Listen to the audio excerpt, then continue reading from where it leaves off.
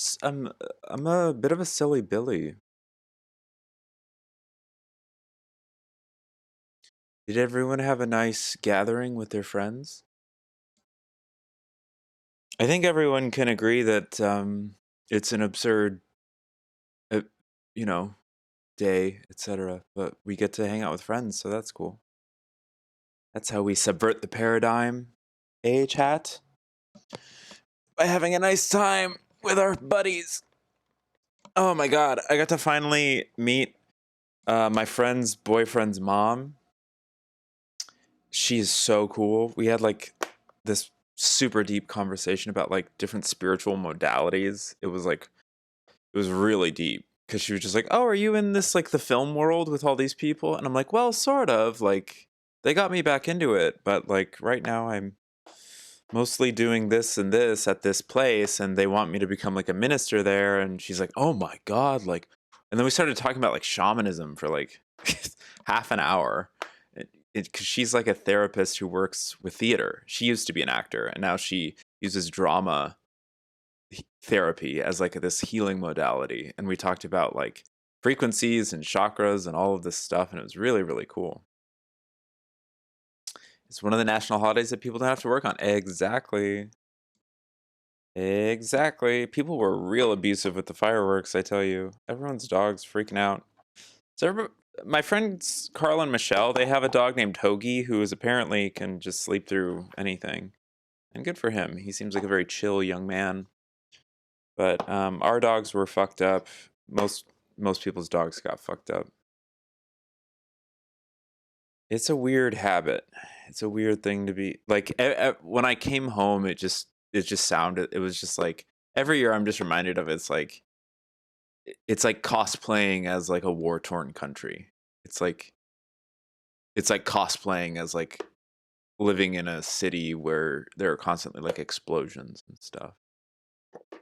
It's like a very strange dichotomy. It's like a weird yin yang situation. And then like the more like desperate and stretched out people seem to be over the year, like politically or socially or whatever, like the more fireworks go off. And so it just sort of seems like this ramping up.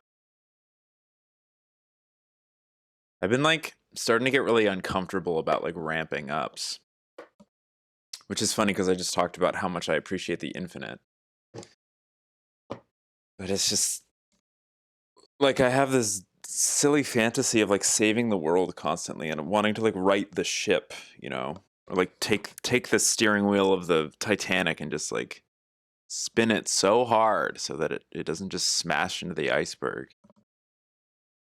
But it just seems like a lot of people it's hard because my perception is that a lot of people just want to keep like lighting everything on fire until like the whole world is like gone. But that's like a pretty like dreary way to look at it, I guess. I don't know. I'm having a really good day. I don't know why. I didn't mean to like bum anyone out by this, but that just comes up sometimes. Like, I think I need to stop following this one like Twitter account that just bums me out sometimes. They taught me so much over the last like 6 years, but every now and then it gets into this like the survival fears mode, the Zeta card, etc. And it's just like I'm trying so hard. I don't know what you want me to do with this information. Um, I guess just absorb it, maybe.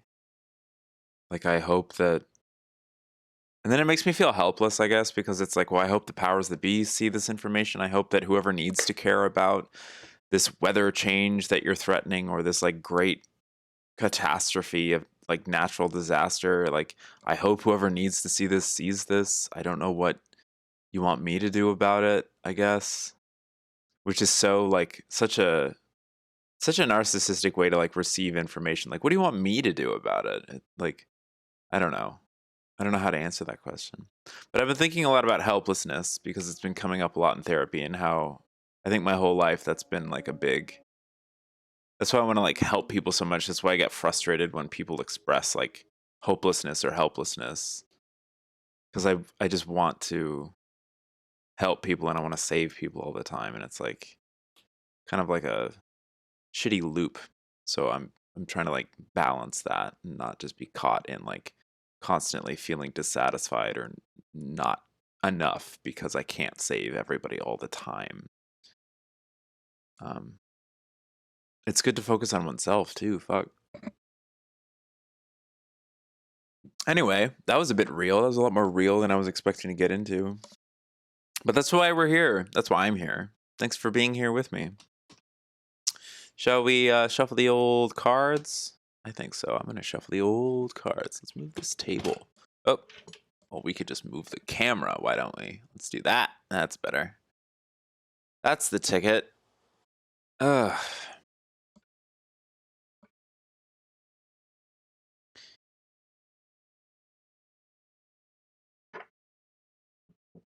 Like something I was talking about in therapy, I guess, like, and it's because it annoys me when I see it in myself. Like, when you're listening to a friend explain an issue that they have or something, and the solution to you as the listener is so clearly like right in front of the person's face, but they're just not seeing it. And if you like try to even gently guide them in the direction of the solution that they could be looking for, like it's fought against. And so ultimately it feels like the person doesn't want to be helped. They just want to feel bad. And then as a friend, you like have to allow that space for them, but also just sort of like I'm trying to find ways to gently be like, yo, like you could stop this if you wanted to, without ever like placing the blame on them, because no one ever wants to hear that like their suffering is their own fault. It's like it'll cause the cause it to backfire, you know. It's not like I need to lower my chair so that my legs can fit under that. Who am I talking about? All sorts of people, like relatives and stuff, and like friends, family. It's like a pattern. It's a way of being that I fall into. It's just very human, and it frustrates me a lot. Like things that came up in therapy were like just my friend who killed himself, and then like the times before that I would hear people threaten to kill themselves, and I like when I was 12, it would make me very, very angry to hear a friend talk about suicide. And I would be like, oh, that's so like selfish. You can't do that. Like we're all trying to do this together. Like you can't even think that way. And then of course, after my friend actually went and did it when we were 19, I spent the next like several years seriously considering following him, because I was like, wait, the door's open now. And all I can see are reasons to leave. That was all that I could see for like years. While like I had to go to, you know, event and dinner after dinner of people being like, well, I just could never understand how someone could do that. And I'm like, well, then you're fucking asleep. You know, I felt so angry that people, like, it should have been obvious. It's so funny. I railed against it so much when I was young because I didn't want to be abandoned by my friends. And then a friend left. And then I was angry at anyone who didn't understand why someone would do that. So it was just, for me, that back and forth, it was never enough. It was just always going to be the wrong answer, I guess.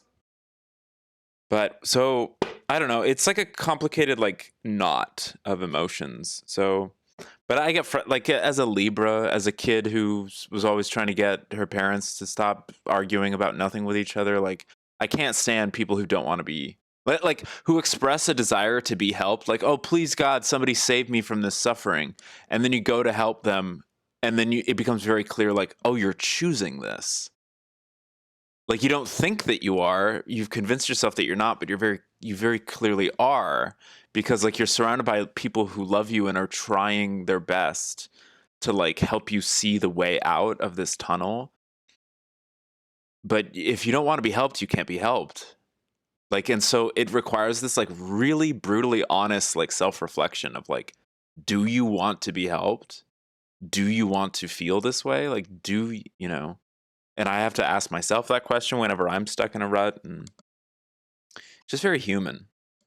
I feel like it's and it's culturally sort of embedded in us at this point because it's just it's just easier and faster and more popular to blame everything on something that we have no power over. Like, oh, if only this thing would just change.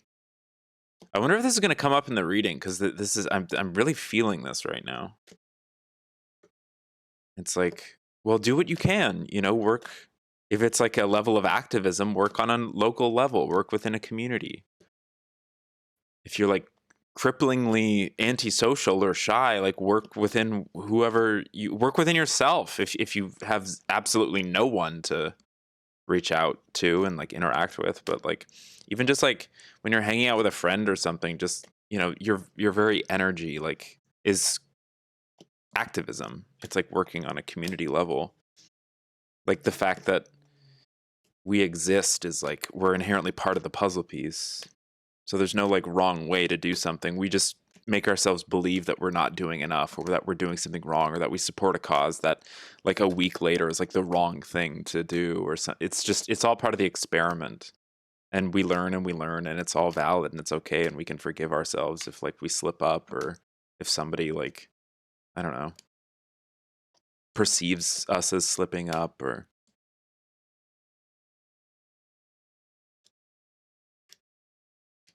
but I don't know. I think it just a lot of it is just like the matriarchs of my family, like just wanting everyone to go a little easier on themselves. Because the harder we are on ourselves, the harder we are on the people like immediately around us. And there's no reason to be that way. It's like that's a learned behavior. It's not like an inherently human like thing to do. To just be super critical of everything and everyone all the time. And because like you're feeling it so harshly about yourself. Like that shit's learned. Or maybe it came from a past life and you're still trying to work through it, but that's not like it doesn't seem like a balanced resting state to be in.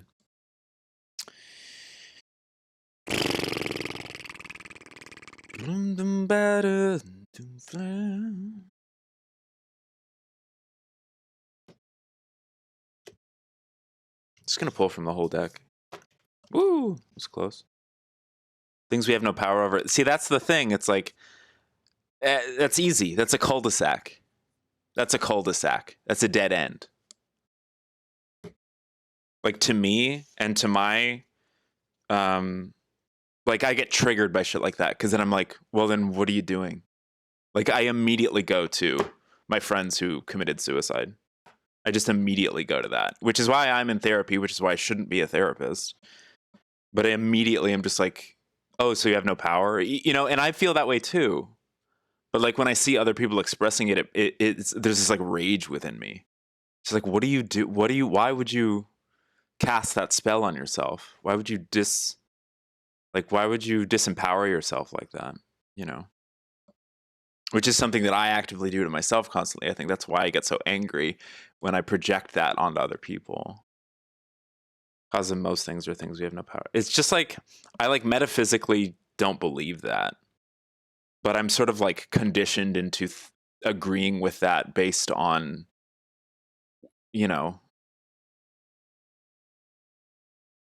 like shit that I would see on the news or something. And I do have the power to turn the TV off. So it's like,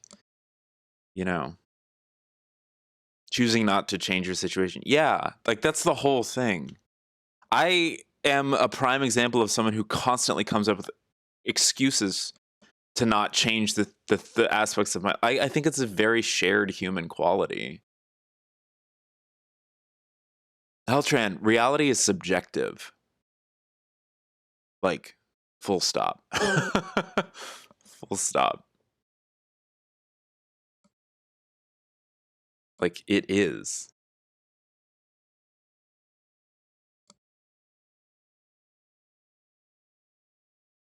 Like, why?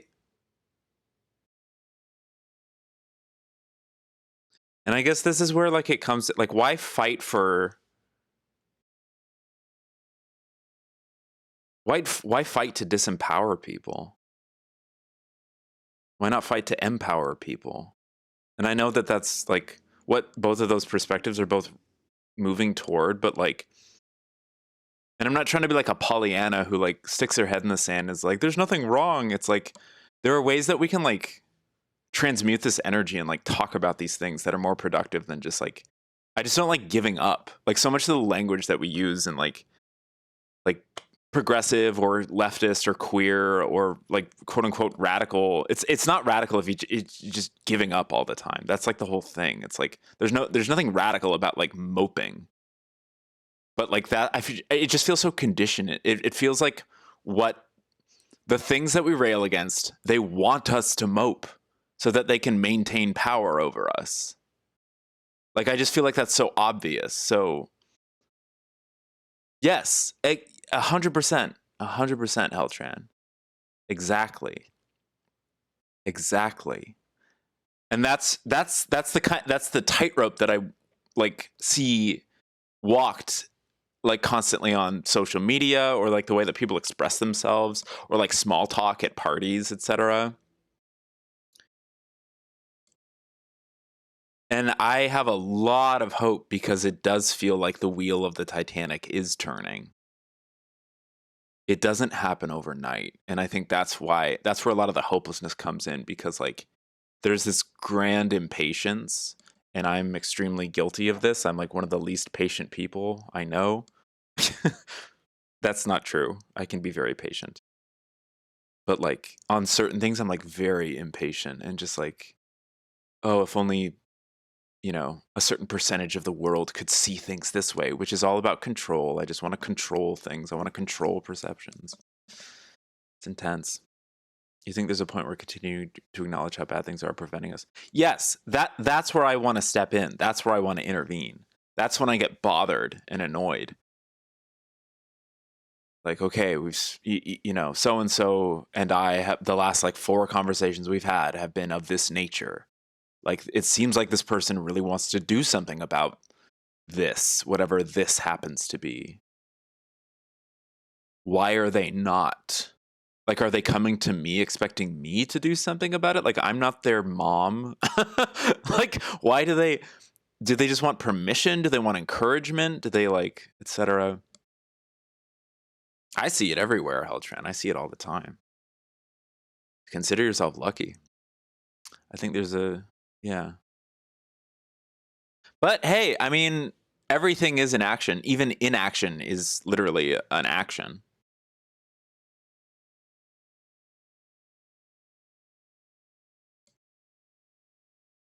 Everything is a choice. Like everything is an action. Hold on 1 second. 1 second.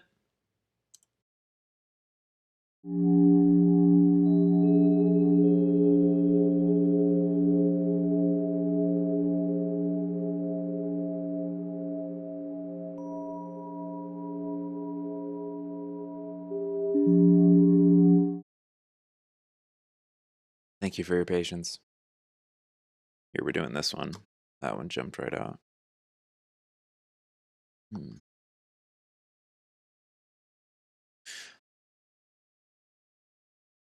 you ever notice that, like, that's another thing too. I don't know, like the internet is such a, sometimes we only like want to reach to post about something when we're feeling shitty about something.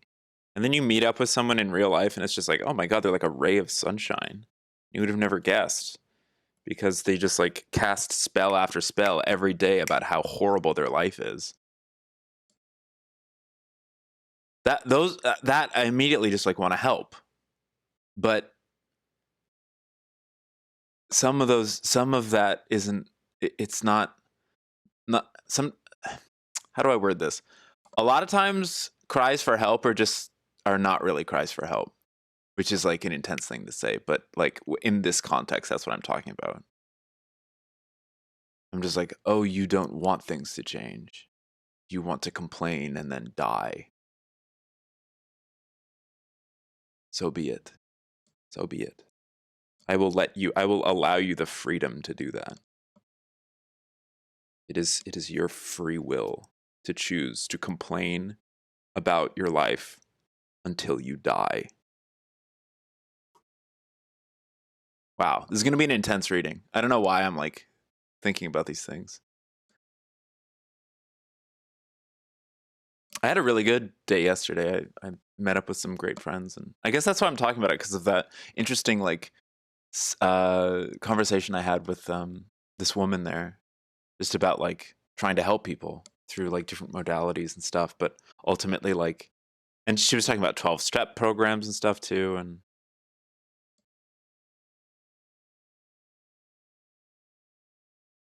yeah.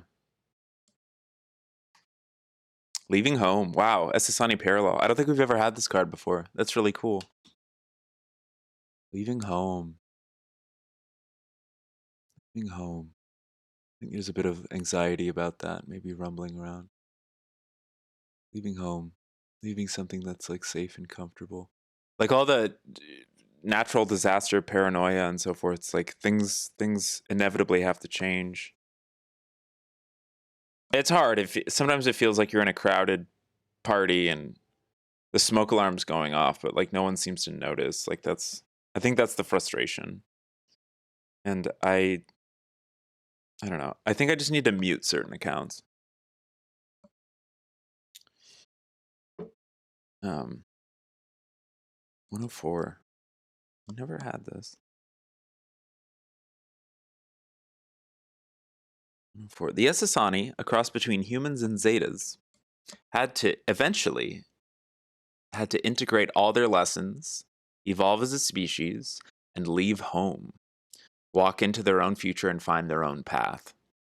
Humanity is facing this challenge now as we struggle to find ourselves.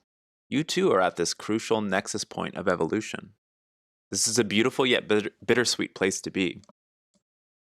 You must do your spiritual homework, make conscious and courageous choices, and find your own path. Do not fear who you truly are. This represents the potential for a new birth and the importance of consciously creating your future starting now. That really resonates. And it reminds me of the song I was talking about earlier about the friend, the like song I was playing on guitar and stuff. And like I have a habit of people pleasing.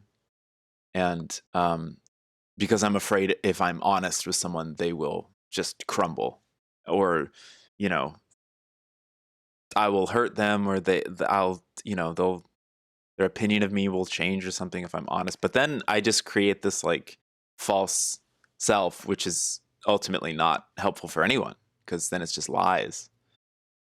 And like so, yeah, I don't know. Leaving home. Leaving home is a cool concept. It's a beautiful card too. It's got all that rainbow in it.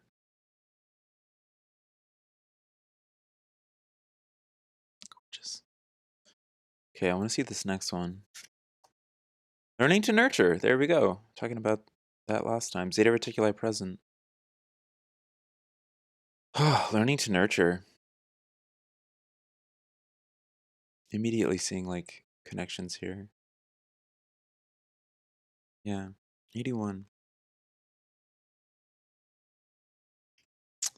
When the Zetas turned off their emotions in the ancient days and lost the ability to procreate, they also lost the understanding of how to nurture. Later, when the okay, Heltran, have a fun time. Thanks for hanging out. Later, when they began procreating again, they had no idea how to nurture their new children and relied on humans to help them. The issue of nurturance is an important one, but it isn't one-sided. We must nurture ourselves as well as each other. This card asks you to look honestly at your ability or resistance to nurture yourself. Satan speed to you. If your needs are not met, you cannot be of service to others. It is time to honor your self-nurturing needs without guilt. Wow. Leaving home. I need to read the commentary of Leaving Home. The Esasani species is a hybrid of human and Zeta and is highly evolved, but they did not have role models in the same way we do. They were true pioneers. Their evolutionary path was very lonely in some ways, and they had to consistently walk into the unknown. If you pulled this card, its message can vary.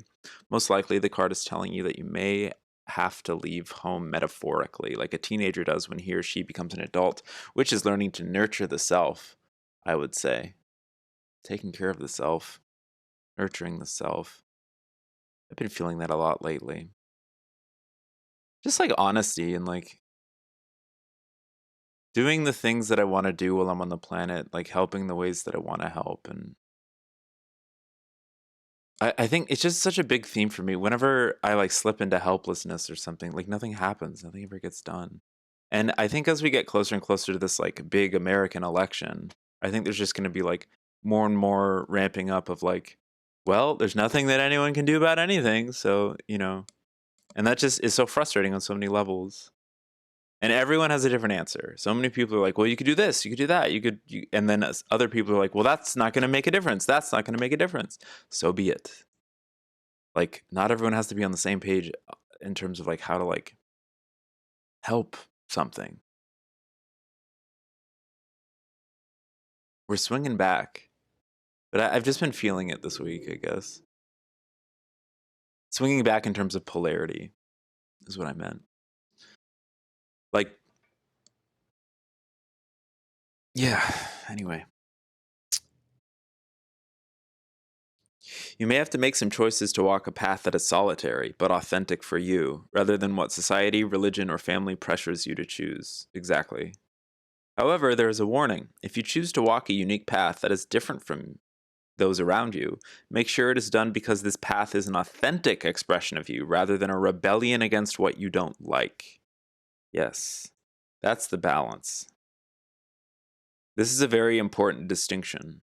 Rebelliousness always attaches you to unhealed issues. Perhaps this card is telling you that it is time to begin to embrace your own unique, authentic self. This unique, authentic self is not an expression of ego. It is simply an expression of the natural flow of the universe working through the physical expression of you on this earth plane. That's something I had trouble with for a while. I thought that, like, it was my authentic self to please everyone around me because that would be like the path of least resistance. That's a fallacy. That's like a big thing for every human, but like I think very explicitly like a trans person, a queer person, and just people pleasing in general. Some Libra balancing, moderating, always seeing like everyone's perspective, and then getting shit for being able to see someone else's perspective. That's something I'm pretty tired of. I'm going to be honest. That's something I'm pretty tired of. And I think I just need to let go of that. Because if it bothers me so much, then it's just going to keep being a thorn in my paw rather than like, oh, that's just an inherent quality of me. I can see everything from everybody's perspective. There are certain people I agree with more than other people, but like being able to see someone else's perspective is not an excusal of their behavior. And it gets exhausting feeling like I have to repeat that all the time. So I'm going to start believing that I don't actually have to repeat that all the time. Because like, I don't know. And I'm just gonna not like hang out with like passive aggressive people. I think it's not a fun energy. It's not like a productive energy, I guess. Rebelliousness always attaches you to unhealed issues. Perhaps this card is telling you that it is time to embrace your own unique, authentic self. Yes, we already said that. No matter which meaning is appropriate for you, listen closely for the inner whisperings about the next step. In the end, we all must have the courage to leave home in order to recognize our true home. Yeah. You could stand to internalize that, Danny? Which part? I think what just keeps coming up for me is leaving home. Like, I think about like all the different groups that throughout my life I've tried to impress. I'll be like, oh, I'm not part of this group. I'm like rebelling against this group. And yet I found this home with this other group. Then suddenly this other group that initially felt so free and wonderful and like a calling to me has its own set of rules and its own set of like, you need to behave this certain way. And it's like, well, wait, what the fuck? That's exactly what I just like escaped. And, okay, now I'm over here. And I guess that's a beautiful part of the journey of life is like constantly like understanding who you are at your core, fine tuning what it is to be authentic instead of like, oh, well, like the group that I'm with now like doesn't want me to do this or that, or like, and then like convincing oneself that that is your home, when then there's that like subconscious dissonance, that seeing someone's perspective isn't excusing them. Yeah. Yeah.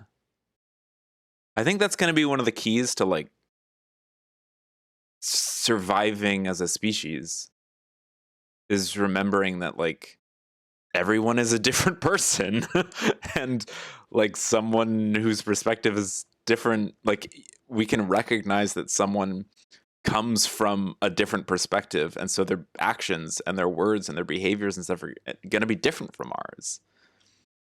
And recognizing that difference doesn't mean like excusing or encouraging their behavior.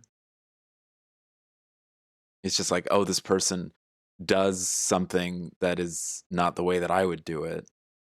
I wonder why. Like maybe they have something to learn from me, maybe I have something to learn from them. And it's not always so black and white where it's like, this person's good, this person's bad, like, but they're different, they can learn from each other's difference. It's so complex. Like it's so complex. You ultimately had to leave Christianity because you couldn't argue with the authenticity of the belonging you felt in queer spaces, especially compared to the forced belonging of the Christian spaces. Yeah. Yeah. You couldn't argue it. Yeah, for sure. I'm sorry that your Christian spaces were limiting in terms of queerness. Like I know that there's a whole lot of places and communities where that Venn diagram can overlap in a healthy way, and there's not any sort of like, you know, trying to convince you otherwise or whatever. Yeah, I mean, yeah, it's not. It's fine. It's a pretty young religion. I'm gonna be honest with you. If I was to roast Christianity right now, I would call it like I would call it underage. It's a pretty young religion. Like 2,000 years is not that long of a time. It's not that long. Like we're dealing with like eras of 13,000 years, like minimum, with a lot of this stuff. So it's like, Christianity is just sort of, it's like it's the most recent bestseller on the Barnes and Noble rack. That's my interpretation of a major world religion, which is, not just like. There's a lot I can say about Christianity. Jesus is just all right with me, though. I'm chill with the whole Christ consciousness thing, because I feel like that's kind of the whole point of all of this stuff. But then people started to like misinterpret and weaponize, and it's like, oh, that's oh, geez, Jiminy Jillikers, humanity. I'm preaching to the choir, though. As far as I could figure out the flavor of woo-woo Christianity I wanted to be in never intersected with queer affirming Christianity. Really? Interesting. I wonder what you mean by woo-woo, like what specific flavor of woo-woo Christianity. That's very interesting. Learning to nurture. Yeah. Giving and receiving love are forms of nourishment that are essential. A lot of this just feels like self-love, like being able to love yourself enough to be honest, to like leave something that's comfortable, or like admit that something, like you'd prefer it something different. Very interesting. Fusion and magic. Yeah, absolutely. That makes a lot of sense. That's like the alchemy.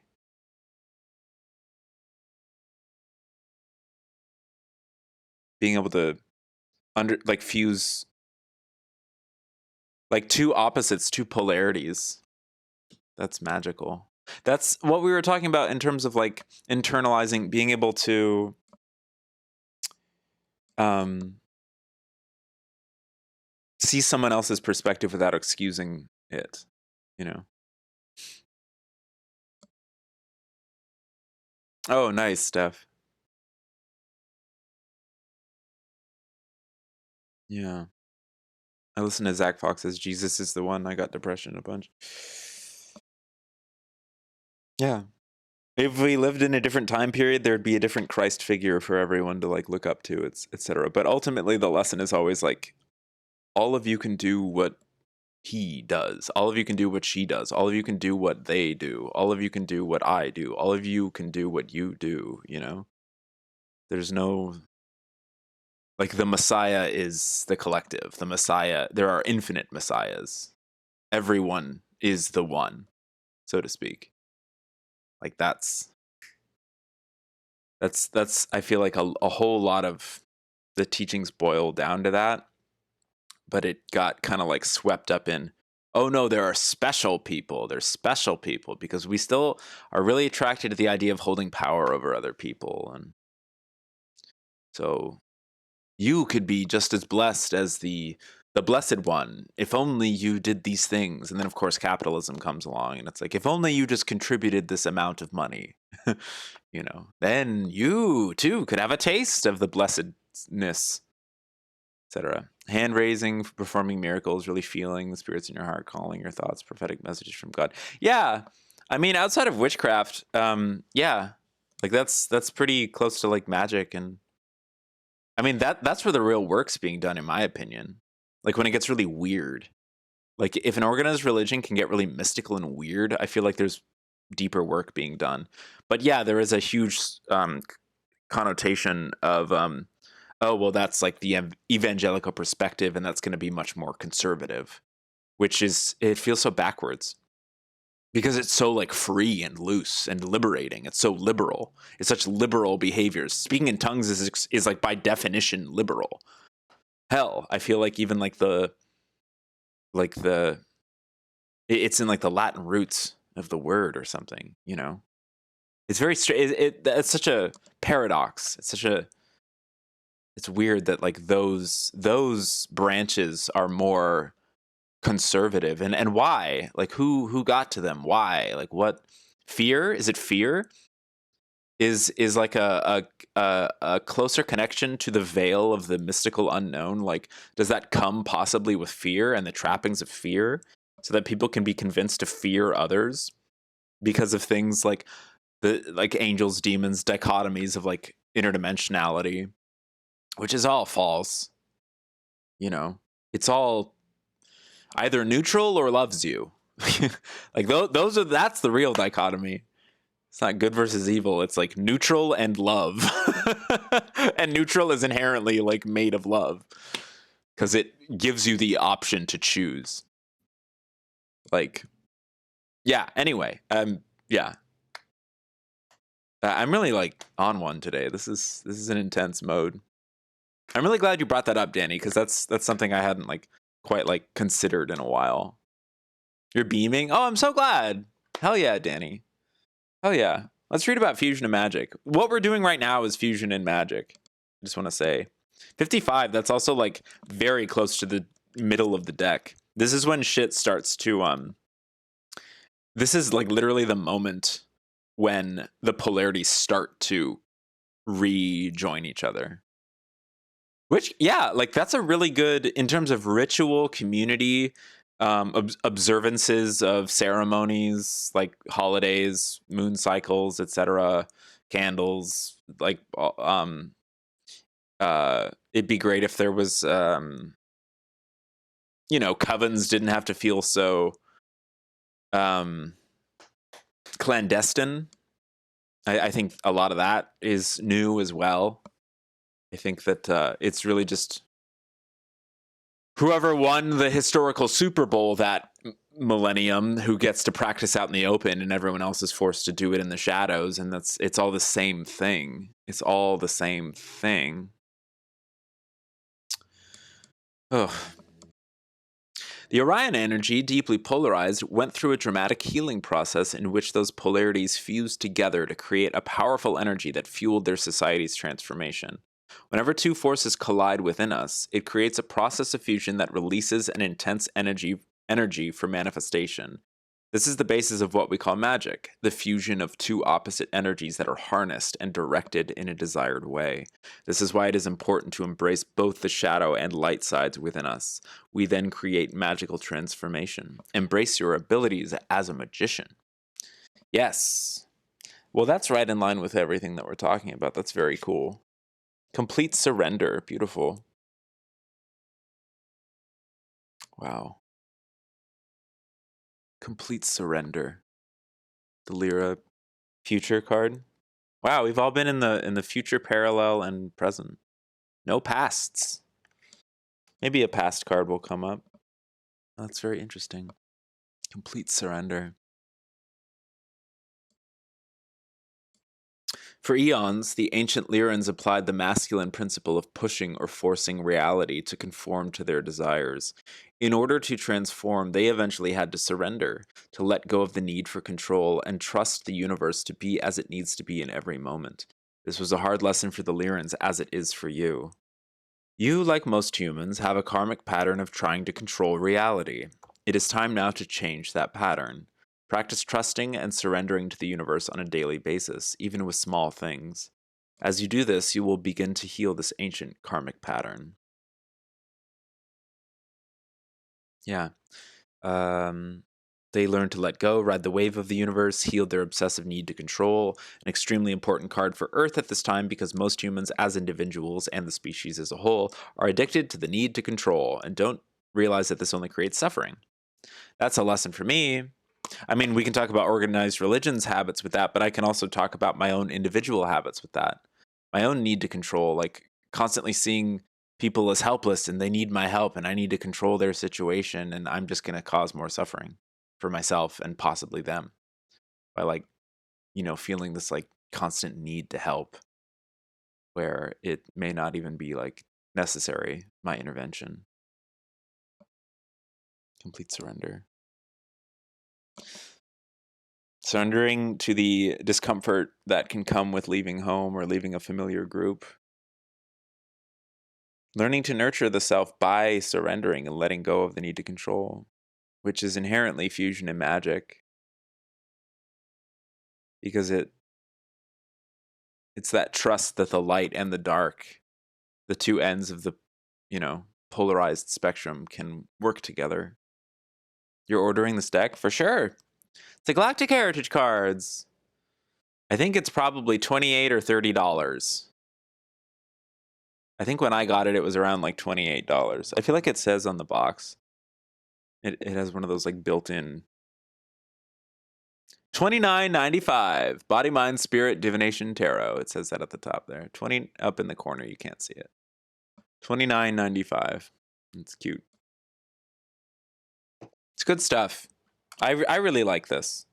I got to describe these cards to the woman I was speaking with about like healing modalities. Because that was one of the questions I asked her, like, oh, like what sort of modalities are you working with lately? She's like, that's such a good question. Like, what made you think of that? Like, what are you working with right now? Because we were talking about tuning forks and how much fun I had in the Yucca Valley, like getting to pass this like group of people who don't describe themselves as musicians. I just like gave everyone some tuning forks and they could like bang them on the chairs and stuff. $35. Oh my God, inflation is tearing us apart. But it was just really nice. And this is a modality that I really, really I get a lot of benefit from, and I just get like a lot of wisdom and guidance, and like it helps me a lot. These came out in like 2012, I think. Linear thinking. Here's a past card. Linear thinking of the Zeta Reticuli. Yeah, I feel like linear thinking is like the past of all of this. Needing to do this in order to do that. Needing, which reminds me of that desire to control. It's very linear. I need to help this person with this problem. I need to come up with a solution and then add the solution to their equation so that everything balances out.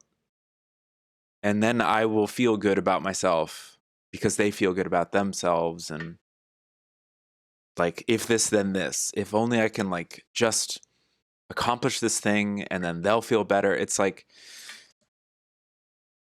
if I could learn to completely surrender and allow the equation to not just be like the missing factor is not necessarily me and my advice or my help or whatever. Like it's like, a week could go by in that person's life and synchronicity could bring them to all sorts of like solutions and epiphanies, people, workplace scenarios, experiences, Linear thinking. Let's read about linear thinking. 32.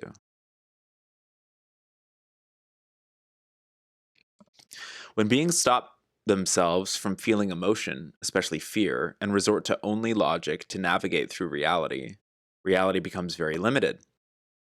New ideas that don't conform to the formula of linear thinking are rejected without exploration. This card recommends that you look at your patterns of limited thinking and see how they restrict the experiences you have in life. Let yourself begin to think outside of the box and explore new ideas that previously seemed impossible. The Zetas had to do this in order to heal their species, and most likely so will humans. Why not start now? Wow.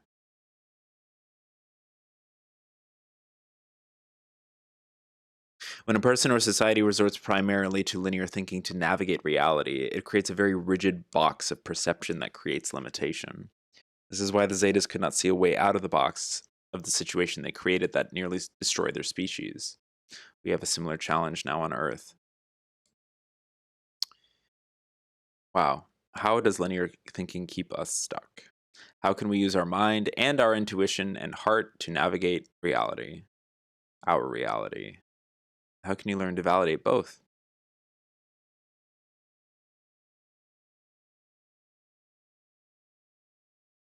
Wow. That certainly is a past card.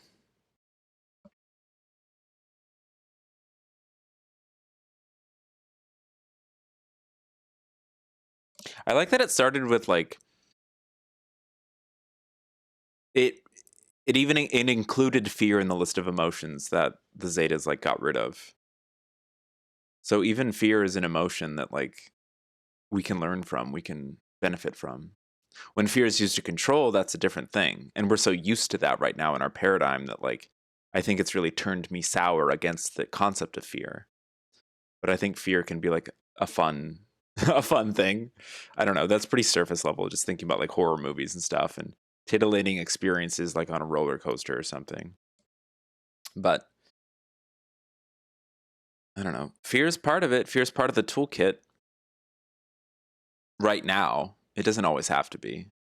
There are like Ssani, I don't think feel fear. Ssani can like create the illusion of fear, but I don't think they have anything like to fear. It doesn't like it's not like part of their like brain chemistry. You think a witch shop would carry these? That's a great question. I really don't know. I don't know. I ordered mine online and because I just am a big fan of the author. Because I don't really see her books anywhere. I was like drawn to her work through synchronicity, and I would go to different shops, but a lot of people it really depends on the witch shop. They might not be into space. They might think this is all hooey because they're like, oh, what is that, aliens? You know, everyone has their own linear thinking. It'd be cool to go in and ask about, though. I would love for occult and witch and magic shops and things like that, new age shops. I would love them all to carry this deck because I think that it would be of great service, but that's just because I resonate so deeply with this modality. Balance. What a beautiful balance. The two parallels. Oh my God. We have two presents and then a past and a future. From linear thinking all the way to complete surrender. And in doing so, we uh, learn to nurture fusion and magic. Leaving home creates balance. I love the Arcturus energy. I love these cards. They're so like gentle and loving. All of the Arcturus cards talk about unconditional love, balance.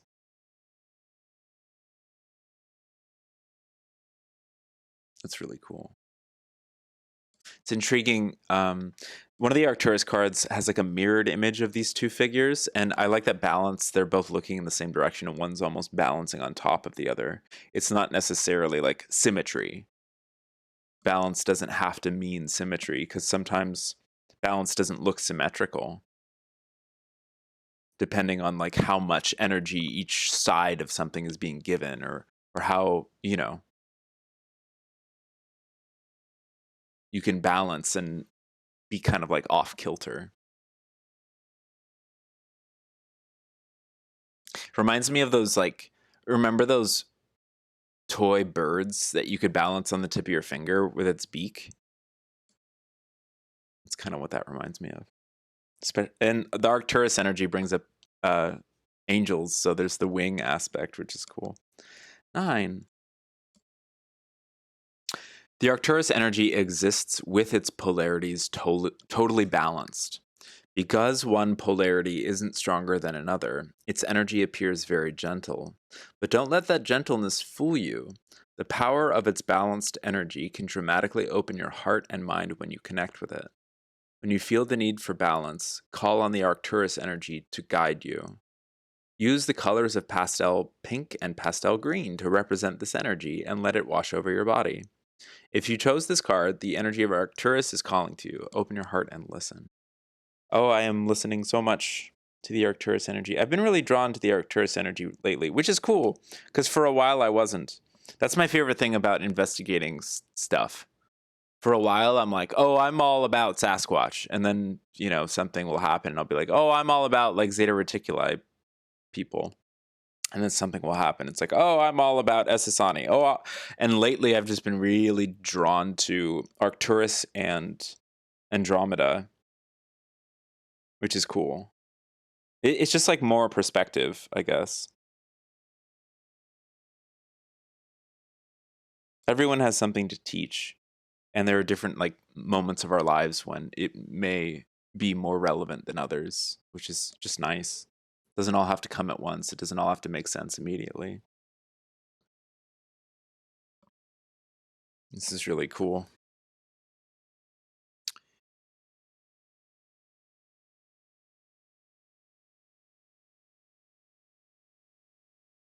Hmm.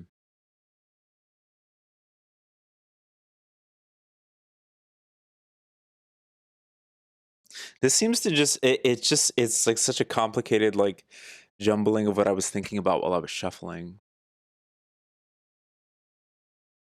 This balance, going easy on ourselves.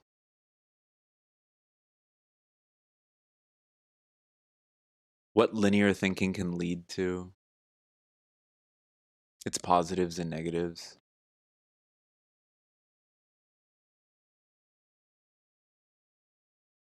Wow.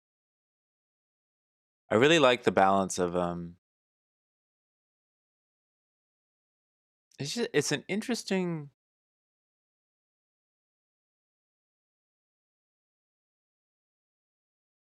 it's an interesting 6 cards.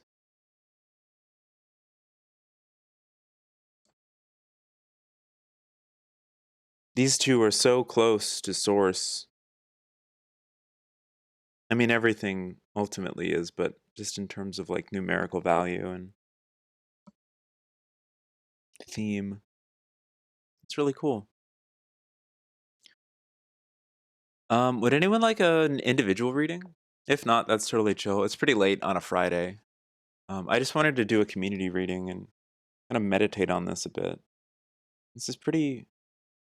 This is cool. It's given me a lot to like think about. Could like read more of the commentaries maybe, but I don't want to just repeat myself.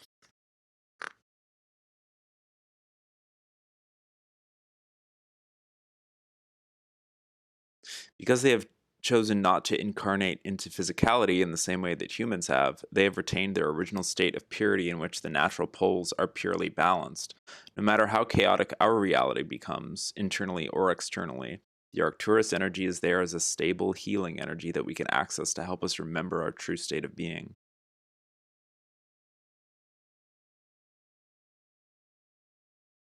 If you look within and really be honest with yourself, with no self judgment, you will know what the essence of the message is for you.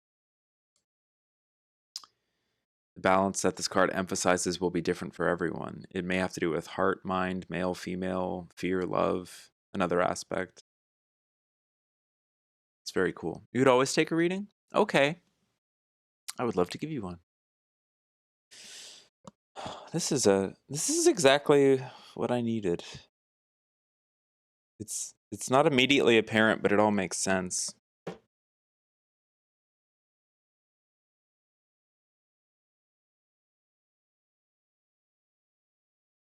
Always very affirmed.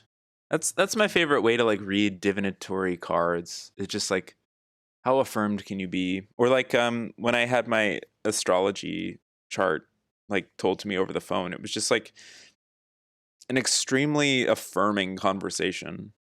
Like, oh, everything that you're working on right now, just keep working on it and do it more. Like be more focused, be more just like keep doing it.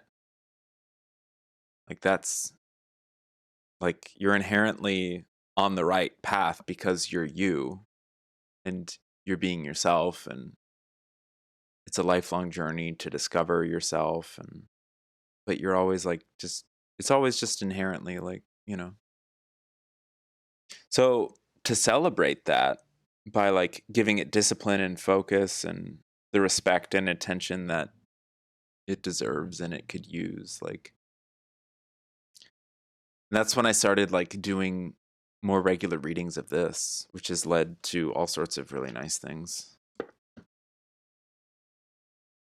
Very cool. All right.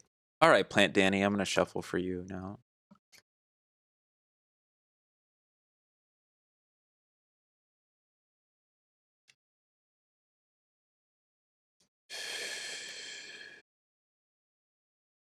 How do I let go of what I see as a wasted opportunity? Oh, okay, cool. How do I let go of what I see as a wasted opportunity? As waste. Why?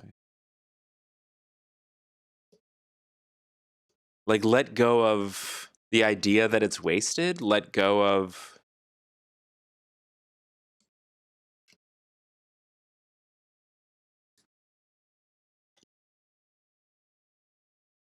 like let go of whatever's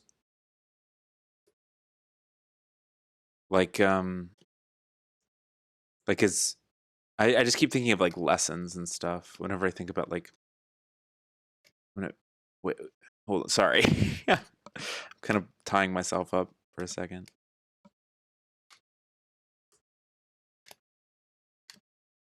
Hello, Kayleigh. Let go of the regret and self-judgment of like, ah, fuck, I could have done something about this. Yeah, for sure.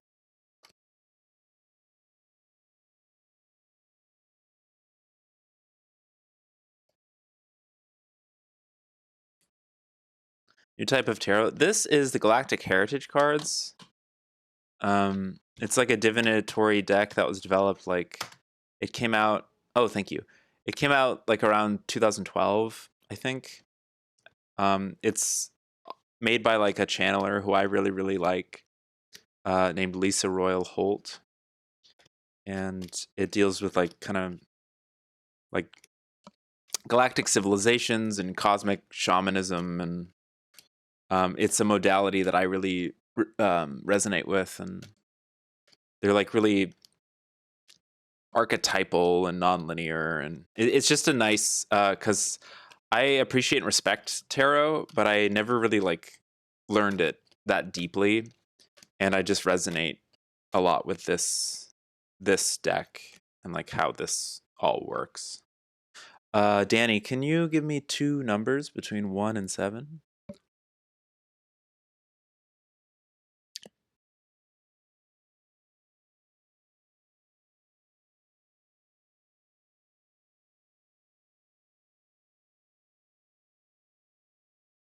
2 and 3. Beautiful. Sacral and solar plexus. All up in them guts. Yeah, sure, Kaylee. Yeah. What I do with individual readings is like I just pull 2 cards and usually a third card. I've started to incorporate 3 cards. But I usually start streams with like a 6-card community reading. And I usually stream on Tuesday and Thursday mornings at 9 a.m. Pacific, but this week there were like holidays and everything was all over the place. I like that. I like that. Okay. These are the 3, I guess. Interesting. Okay. New paradigm. New paradigm. So we're talking about like, fuck, I could have done something about this. That immediately just makes me think of like, well, the theme with Andromeda reality is everything is constantly changing. Everything is always in flux. So, fuck, I could have done something about this, thinking about that. It's like, well, you're in a new paradigm right now. Like, it's happening whether you want it to or not. It's just, it already is. Like, it has occurred.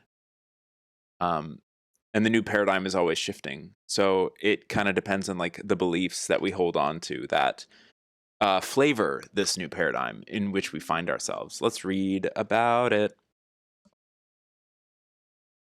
Every culture adheres to a specific paradigm of reality. Earth's paradigm has to do with polarity. The Andromedan paradigm is about experiencing the unexpected and being in a constant state of change.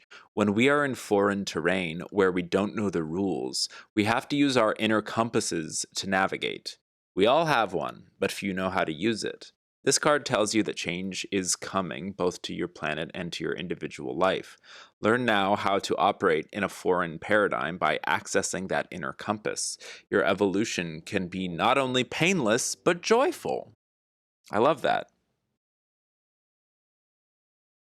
Sometimes our inner compasses lead us to like shame and guilt and regret when it comes to like a wasted opportunity, I think. But do we need to go there? Is it necessary that our compasses lead us there? Or if we really listen, will the compass like lead us out of such a wicked, gnarled wood? Cosmic midwifery, beautiful. Again, this track of unconditional love, cosmic midwifery referring to beginnings and endings, like birth and death, these entrances and exits, and how they're not so different from each other. These are really cool cards to get together because it immediately just makes me think of like finding yourself in a new paradigm. Like, oh, I'm entering into a black hole. I'm coming out the white hole, and I'm in a new paradigm. I could have done something about this. That like there is a reality in which you did do something about this, but you're also in a reality. You're in the reality wherever you are right now. So you are inherently in a brand new paradigm. Yes, there's always going to be like alternate possibilities, but to dwell on those, I think, does disservice to the reality in which you find yourself. Like cosmic midwifery, like, oh, this is a weird metaphor. Like my mind was thinking like, oh, I was just born when oh no, I just died when I wish I could have been born. And it's like, oh, they're the same thing. They're just like different perspectives. They're just like kind of different.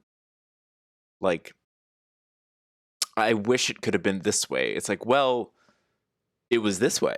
I hope that's of service. Like, because dwelling on the what ifs and the should haves and the could haves and stuff, it's like it's sort of like a little trap. It's like a little game that doesn't really have any winner until we decide to stop playing the game. Sometimes synchronicity leads us to like a revelation down the road where it's like, oh my God, I'm so glad that like that opportunity that I passed up, or that it just led to this other thing where it's like if I would have made a different decision at that crossroads or juncture, like I would have found myself in a completely different place. And all we have is the present, the here and the now. You hope it's not weird to say, but you feel like you're getting a lot from this since you just put in a notice at work because you got a big job, but you're nervous about the change. For sure, Dope Stitches. For sure. Yeah. I'm really glad that it's helping you in that way. Let's read about cosmic midwifery. All civilizations need guides, seen and unseen, that help them grow. The Arcturus energy has guided humanity from a place of compassion and unconditional love since its inception. It plays the role of a cosmic midwife, assisting us through birth and death in the physical reality.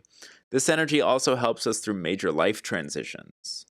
You've pulled this card because you have a connection to that energy, Arcturus energy, in this life or another. That energy is working with you again.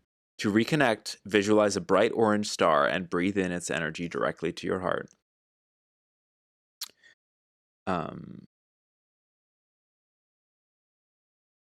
When we are born and when we pass from this physical world, the white light seen in near-death experiences and during birth, if only we could remember.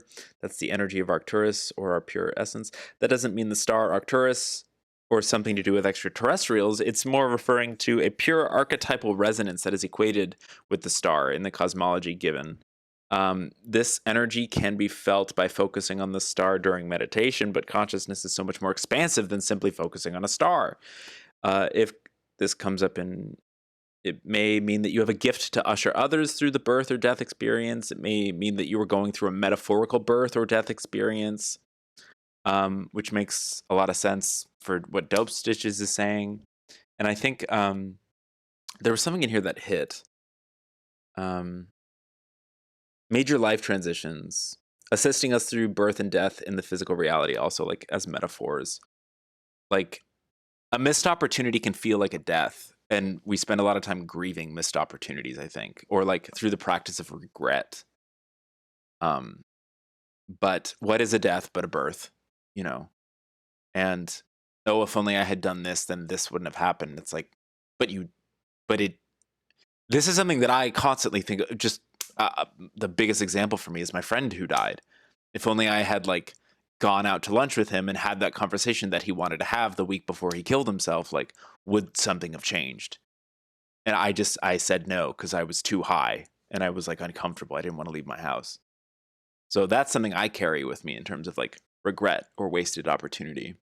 It's a really extreme example, but it like forced me to just like through, and still even right now I'm processing that. It's like, how long do I want to hold on to the guilt of that?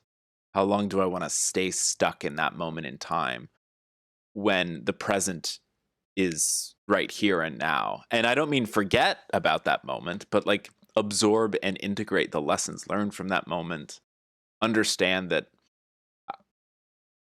I made a choice in that moment, and maybe he would have done it anyway. Maybe something would have changed. And I could spend like a decade thinking that it was a wasted opportunity or something, but it's just, inaction is also action. Like I made the choice, he made the choice. They may not have had anything to do with each other, but it felt like they were. Yeah. At the risk of sounding like a Hallmark card, like sometimes like it feels like we're missing out, but really it's like it's just a different path, I guess. There were several moments throughout my 20s where I felt like I was like, oh, like you should come out and come to this event and stuff. And it was always like an hour away, and I was always so tired, and I always just wanted to rather like stay in. And then at some point when I was really, really stoned one night, like I just got this overwhelming sense that like each time I chose to stay in was like I was avoiding a car accident, or I was avoiding meeting someone who would turn out to be like a horrible person in my life or something. Like there was it started to feel more purposeful when I would sit out or when I would waste an opportunity. It started to feel more like there's some unknowable reason that I'm staying home tonight and I'm watching movies instead of going out to this like club. There's some reason. And eventually for me to go back to that community reading, like just being honest with myself, I didn't want to go out. I wanted to pretend like I was someone who did want to go out, but I didn't want to go out. Kind of the same way when he called me for that lunch. There's a big part of me that wanted to go out, but I at that moment I was like, oh, let's just do this another time. Which like that moment in time is that like, oh shit, I said no to something and then he died the next week. So it's like, there's so many different like lessons to learn from that, where it's like say yes to everything all the time, but also just being honest and forgiving myself, I guess, for being like, I said no. And then I didn't never speak to him ever again. That's such a shitty like final conversation to have with someone. Hey, can we get lunch like down the street? I really want to talk about something. and like, oh, can we do this another time? Like I'm just like really stoned right now and I feel like uncomfortable. And then the next week, like they die. That took me so long to get over. I'm still not really over it because like when you frame it that way, it just sounds like that just sucks. It sucks. But we reconnect in dreams and stuff. That's another thing. Everything is so infinite. Consciousness is so infinite. Human experience is so infinite. And dreams can tap into that infinity. So whenever like and again, I can only speak for myself. Like whenever I feel like I wasted a moment, um, if I want it badly enough, I can like sometimes find closure in dreams. Like recently I've been able to find closure with him in dreams. Ultimate evolution. Zeta Reticuli future. Ultimately, we're evolving, whether a moment feels like it's a wasted opportunity or not. Ultimately, it's still progressing forward into the future. Like ultimate evolution. I really want to read this to see how it fits into our context right here.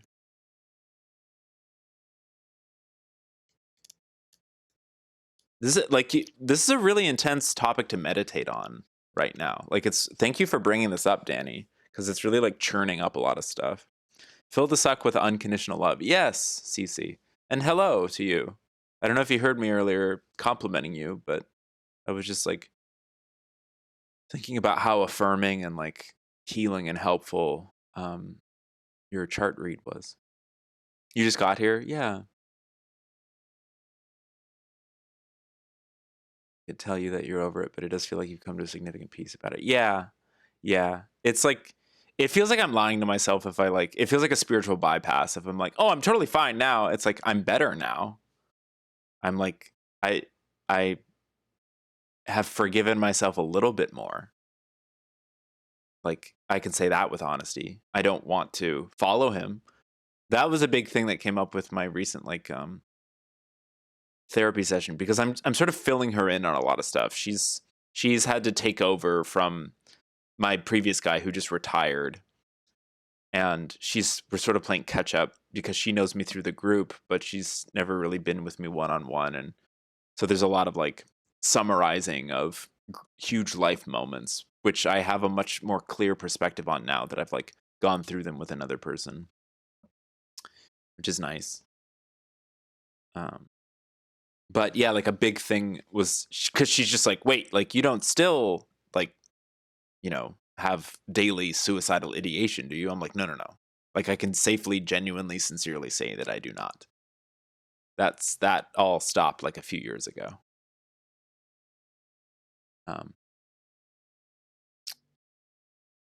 All dichotomies, over it or not over it, are false dichotomies. Yes, absolutely. Everything is spectra. Yeah. Catching someone up is kind of the reason I've avoided finding a new therapist. Yeah, yeah.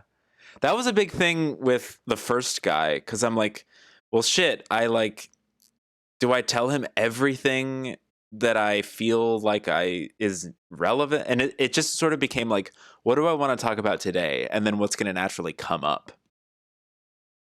And maybe I don't need to give an entire like PowerPoint presentation on my childhood or something. I can just like with practice and with time, I can eventually just sort of like quickly fill them in on the relevant points of the like, oh, well, because this happened at this age or whatever. And we can talk about that later. But right now it's like, that's been helpful. Ultimately evolving. This card represents the birth of a new species. The Zetas transformed themselves from a species of fear and limitation to one of higher consciousness, compassion, and love. It was not an easy road, but an immensely fulfilling one. Because of this, they can now assist countless other species in their evolution.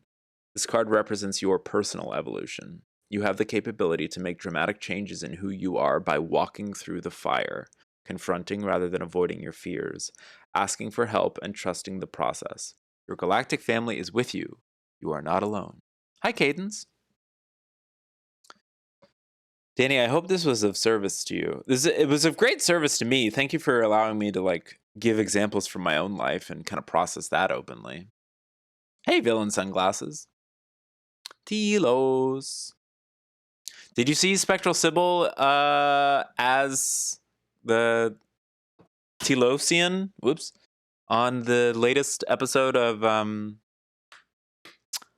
what's it called? The Vampire Talk Show. Did you see that? I need to listen to it. I'm excited. I want to repost it after I listen to it. I can't repost something unless I give it my full. What if, what if they just badmouth me the entire time? No, I love supporting good friends. Oh, okay, Plant Danny. This was a powerful reading. Is Kaylay still here? You're very welcome. Yeah. Yeah, this is her second appearance on the Vampire Talk Show. She was interviewed as herself a few months ago. I was also interviewed on the Vampire Talk Show recently. It's a really wonderful podcast. Kaylee, you're still here? Hooray! So who else wanted one? Kaylee, and then I just Kaylee right now. Here, where's my cue?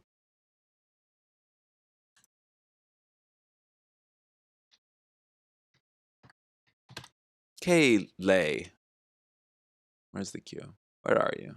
There you are. Oh, Kaylay. Kaylay. Kaylay. Oh, and then Cece. You'd like one, Cadence? Let's go. Okay, I might have to cap it at that, because I think I'm going to get pulled away to watch the finale of The Bear. Okay. Let's see. Okay, Kaylay. So the way that I do this is I just sort of like slowly shuffle them into 7 piles, and then I'll ask you for 2 numbers so that I can shuffle that smaller deck together. Because they're really big cards. Still haven't started The Bear. It's a great show. It's one of my favorite shows on TV right now.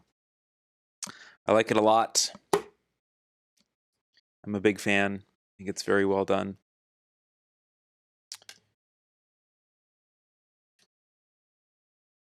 Gotta go on lurk for a bit. Okay, Steph.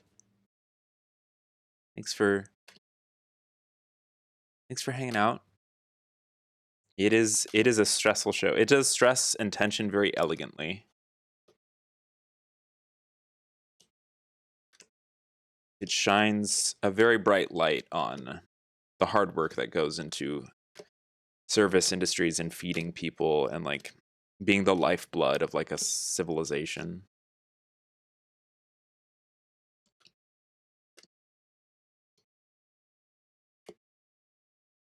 But you got to be able to breathe through it. It's a certain episodes are tough to watch because of that. It's very stressful. But there's always like release. It's very good at tension and release. And some of the like release moments are some of the most like emotionally like powerful like scenes of television I've ever seen. And it's also really funny. It's just like it's very cinematic. But it's not for everyone. Not everything's for everyone. So I understand a lot of people are finding a lot of flaws with the latest season. I don't care about any of those criticisms. I'm having a great time with the latest season. I just really like the show.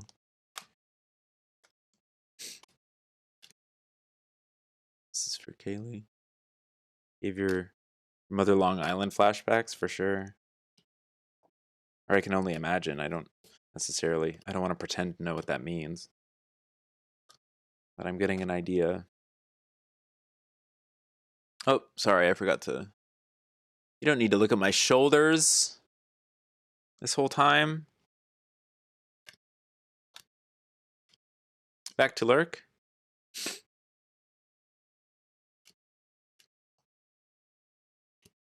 Steph is spying on my shoulders. Okay. Kaylay, can you give me 2 numbers between 1 and 7? Oh yeah, there's a Christmas episode that'll really like send you to the therapist. Yeah, Io is so good.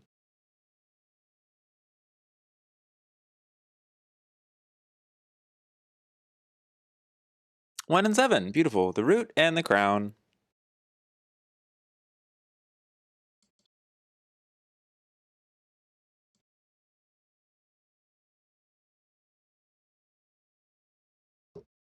I like giving this ability to like choose because it feels like if like I like it when the person having the reading is like gets to touch the cards in some way, and since we're doing this online, it's powerful to just like have you choose the decks. Hey Santa Fred, Christmas is your favorite? Have you seen the Christmas episode of The Bear in season 2? It's very powerful. One of the best dang episodes of television I've ever seen.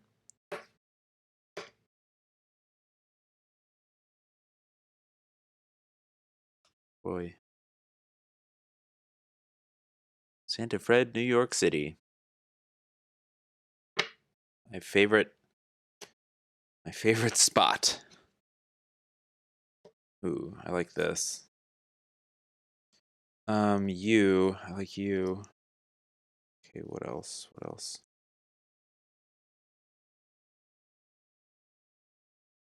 Okay. The Boys, delicious in the dungeon, delicious in dungeon. I need to catch up on The Boys. I like stopped like after season 2, I think. Okay, Kaylee, here we go. Big general reading for Kaylee, unless you specified an intention.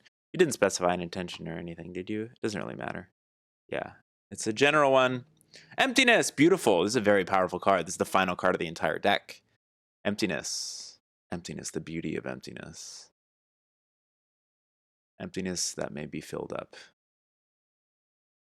I think a lot of us have a connotation when it comes to a theme of emptiness, but this card is as close as it gets to wholeness.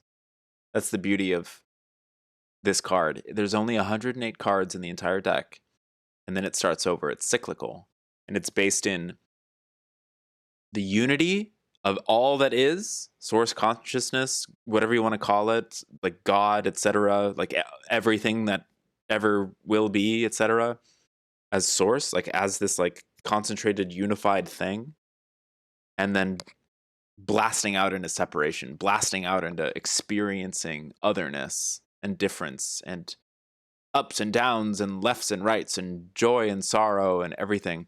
So this is the last card of the deck just before it all coalesces back into that unified source. So this is like a very like peaceful, zen, meditative. It's the open sky. It is that paradox of being totally full of nothing. It's beautiful. It's a fantasy anime about a small group of adventurers trying to survive on monsters. Whoa. Cool. Not to put too fine a point on it. Not to put too fine a point on it. Say I'm the only bee in your bonnet. NYC is good fair bit south of me. Are you guys familiar with They Might Be Giants? Well, cool. Emptiness. Let's read about emptiness for Kaylee.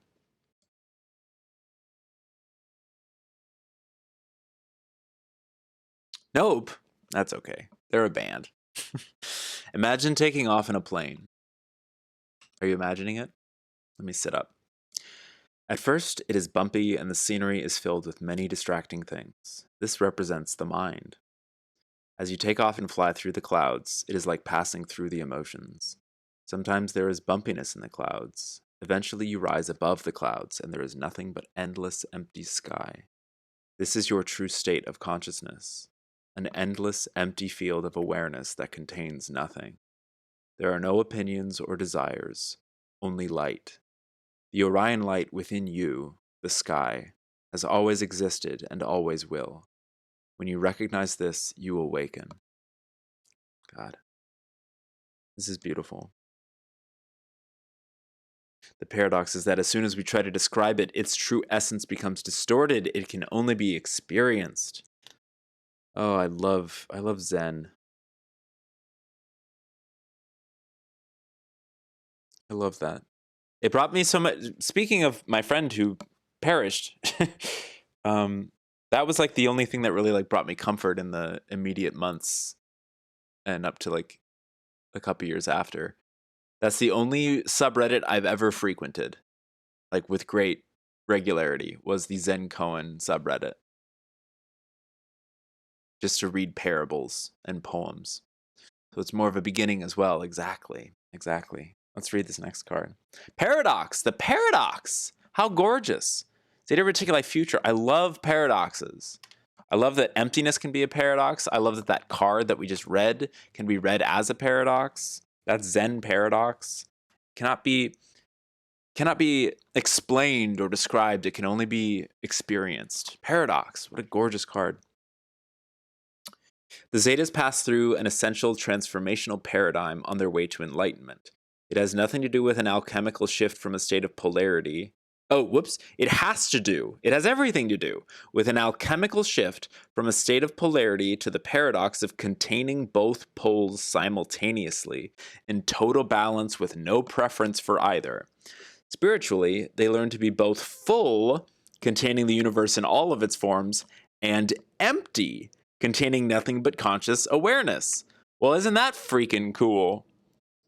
We got another card that references emptiness. That's very cool.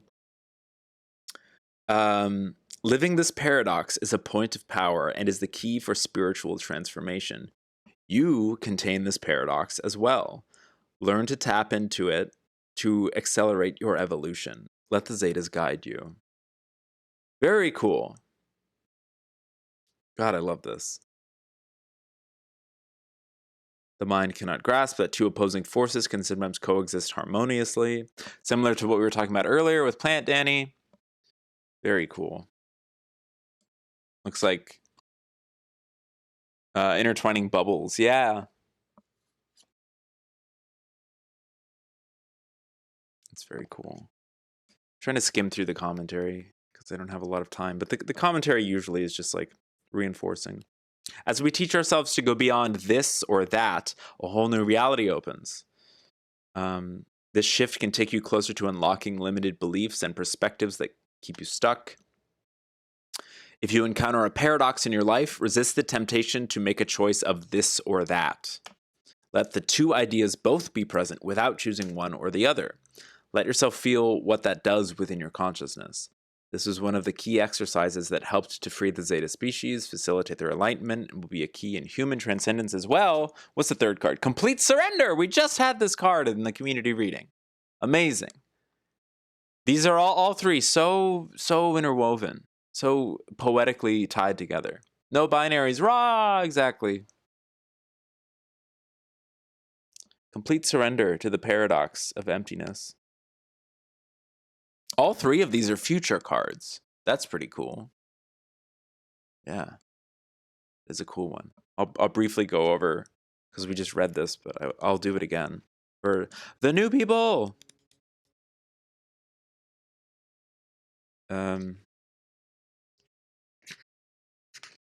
Where?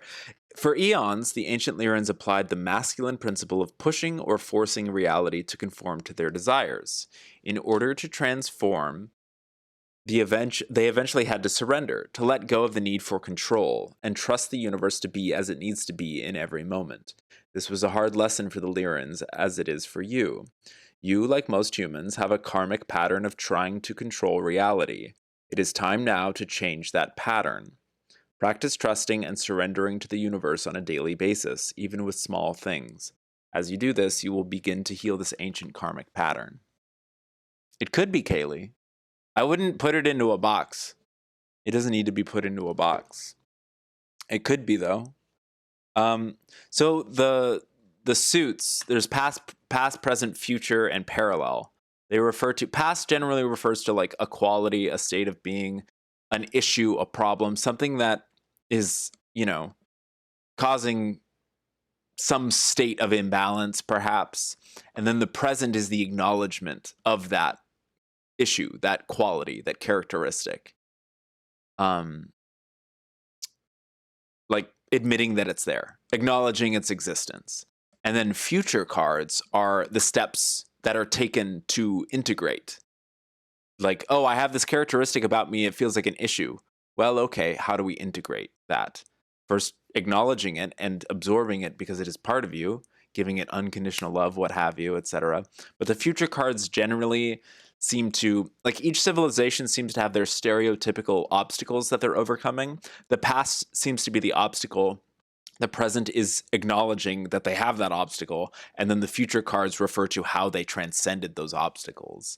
So with Lyrans, they were all about trying to control everything. That divine masculine principle or archetypal masculine principle of like going forth, pioneering, conquering, colonialism, um, needing to go forth and own things and control things and dominate and create an empire and all these things that we're not huge fans of right now in our paradigm because we're entering out of a large patriarchal eon and returning to oh, hello.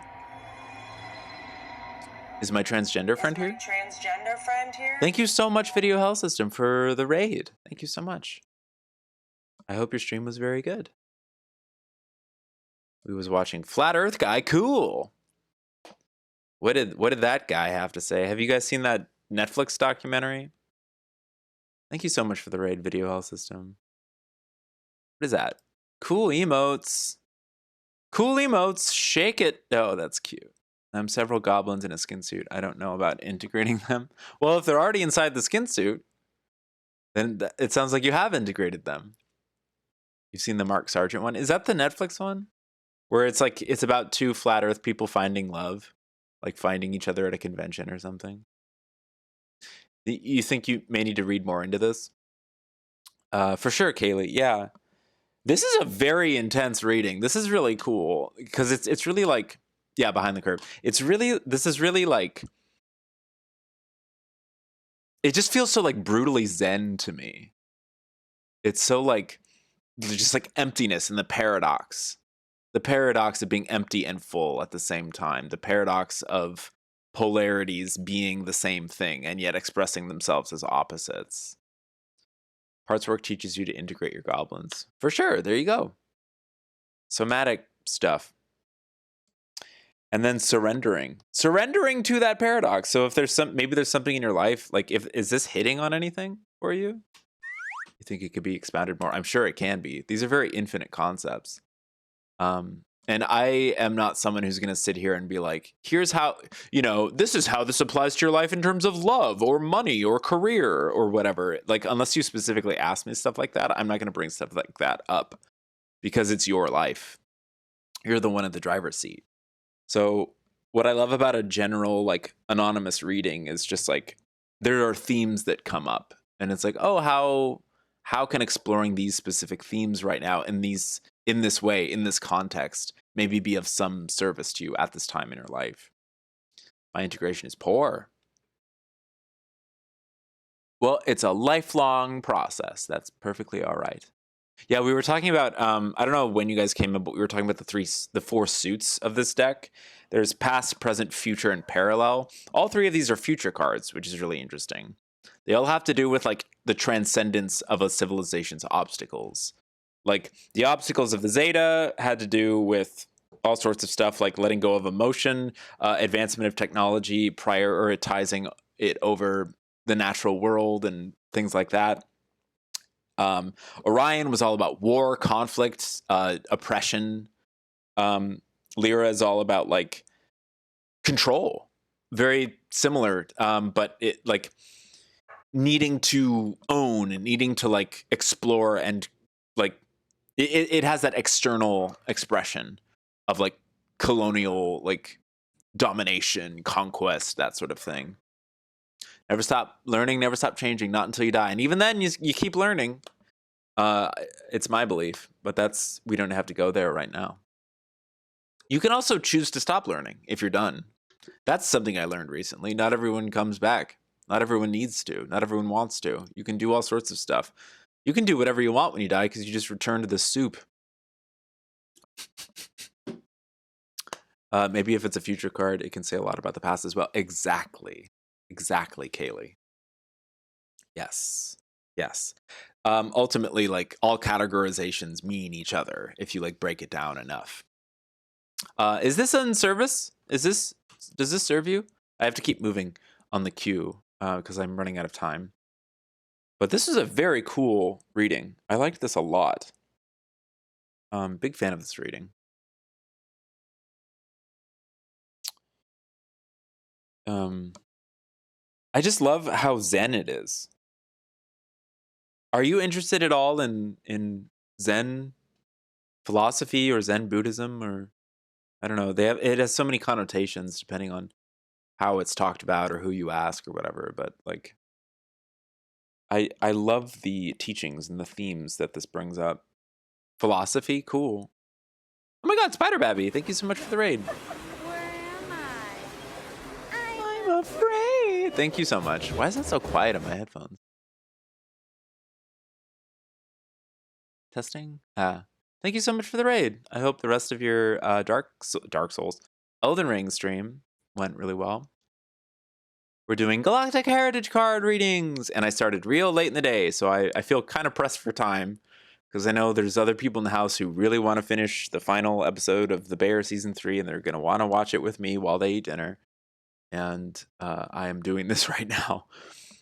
But that's okay. They can just like do that on their own, and I can watch it on my own. It's good to see you. Hi, Booby Puppy. Hi, Godzelli. Hi, everyone. And hello to everyone from Video Hell System as well, whoever's still in here. Hi, AWOL. Yeah, we just finished a cool reading for a first-time chatter, and it was just like a really interesting trio here. It's very zen.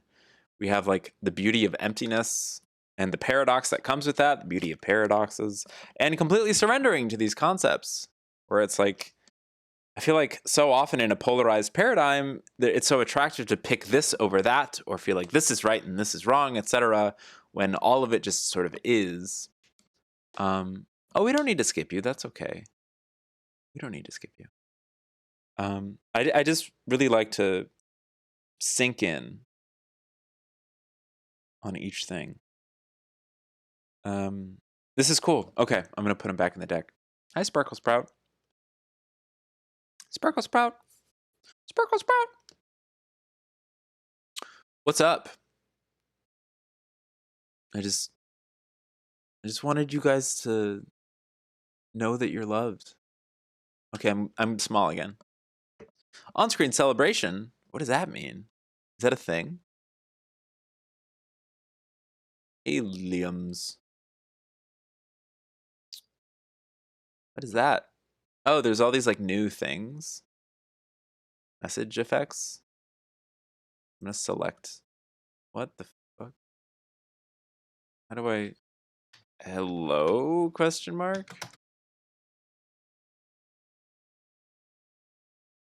Maybe I missed it. I don't know. I just used 20 bits on myself? Wait, what? Whatever. Okay, that's cool. I guess. What? I don't like how slippery they've gotten with channel points and bits. How like things that look like channel points now cost bits, which is fine because I'm happy to support friends and stuff. But it's like that's slippery. That's some slippery salamander right there. It's very slippery. Mickey, if you're still here, I want to thank you and also apologize for the debate stream that I did last week. I was a mess. And so are American politics. Heyo! All right. So let's focus on CC now. We've got a reading for CC coming up. There's your 20 back plus an extra 10. Thank you so much, AWOL. I really appreciate that. Y'all are very sweet. Okay. I don't know how many more politics streams I have in me. Like I don't know if it's responsible of me to do them at all, because it really depends on like how much energy I have to do them. But I wouldn't count on me ever doing one ever again. That was fun. The backs are coppery. Ooh. Okay. CC.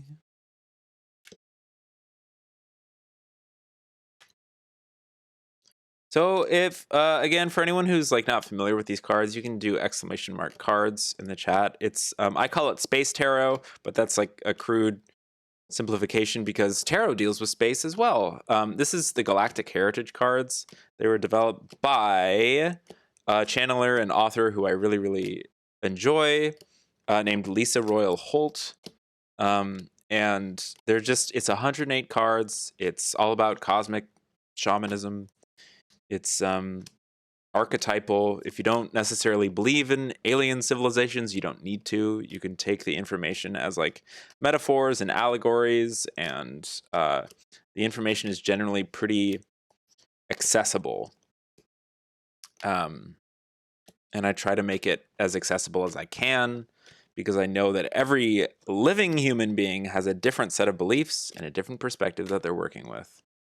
So I just want to be of service and help out. Tell the cards I'm looking for some direction generally. Okay. Here you go. Here you go. What's a metaphor? Ha! Good question.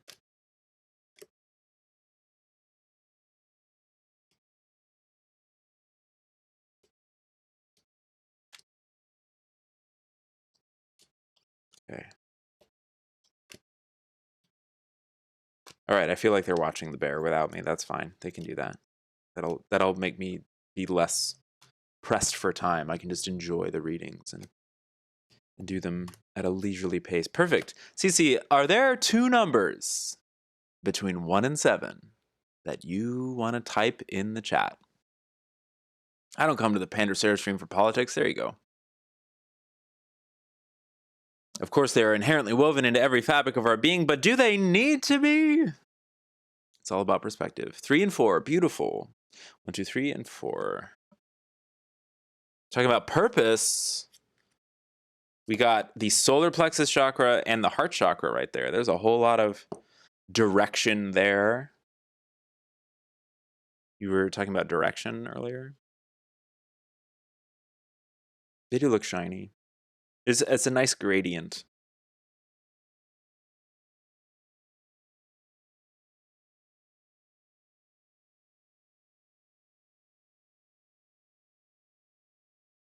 Okay.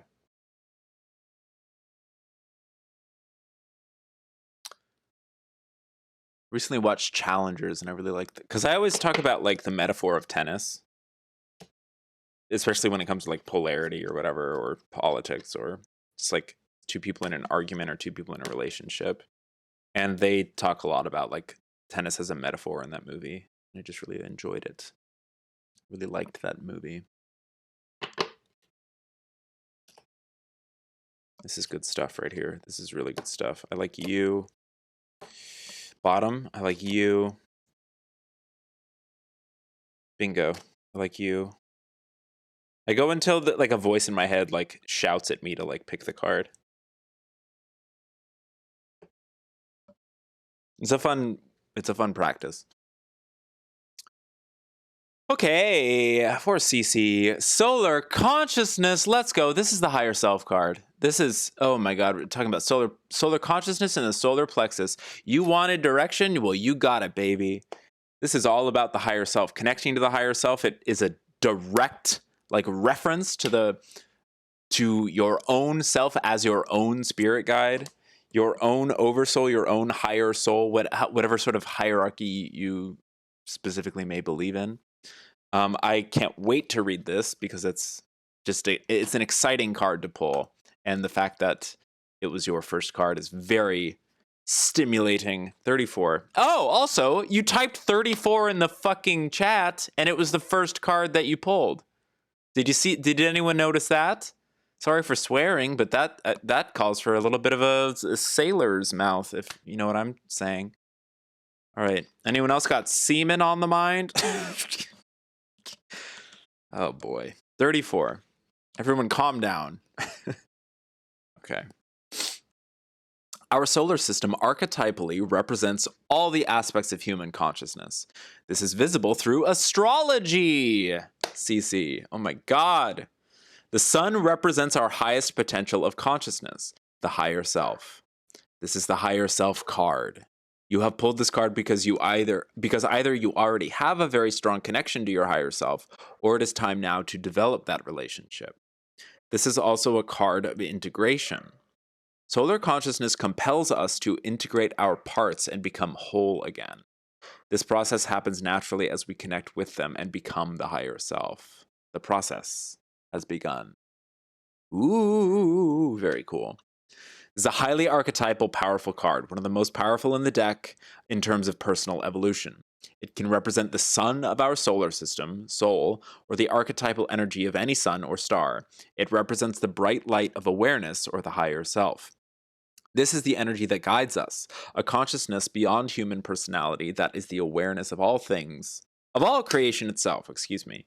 If it came up in your reading, then it could mean several things depending on your situation. It could be acknowledging the connection with your higher self that you are already utilizing, or even a spirit guide who brings you messages from this higher aspect of you. If you don't feel particularly connected to your higher self, it could be a message that now maybe you need to start making this connection. The energy is strongly present, so why not learn to use it?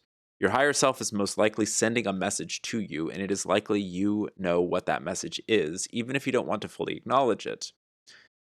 The energy of any star in its raw form is a direct representation of the intelligence of creation itself, pure consciousness. It hasn't fragmented or individuated. It exists in a fully integrated state. This energy is present for you and is, in a sense, waiting for you to acknowledge it and accept its presence in your life. Even those people who feel fully connected to their higher selves can always go deeper. Number 34, Solar Consciousness Parallel. Very cool. Wow. Very cool. What's this next card going to be? Holographic Healing. Love that. Holographic Healing. We've never pulled this card. So, holograph in the metaphysical sense, in my experience, it refers to the idea that the micro is the macro. Everything that's small is a representation or a symbol or a metaphor or a literal physical copy of everything that is large. Like how you see, subatomic particles orbiting around a nucleus in the way that planets revolve around a sun. That kind of vibe, that poetry. Look at this holograph. It's a representation of my... Holographic healing. Let's read about what that has to say. That's very, very cool. Yeah, already.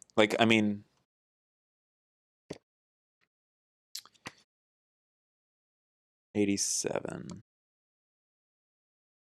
Pleiadians. The future.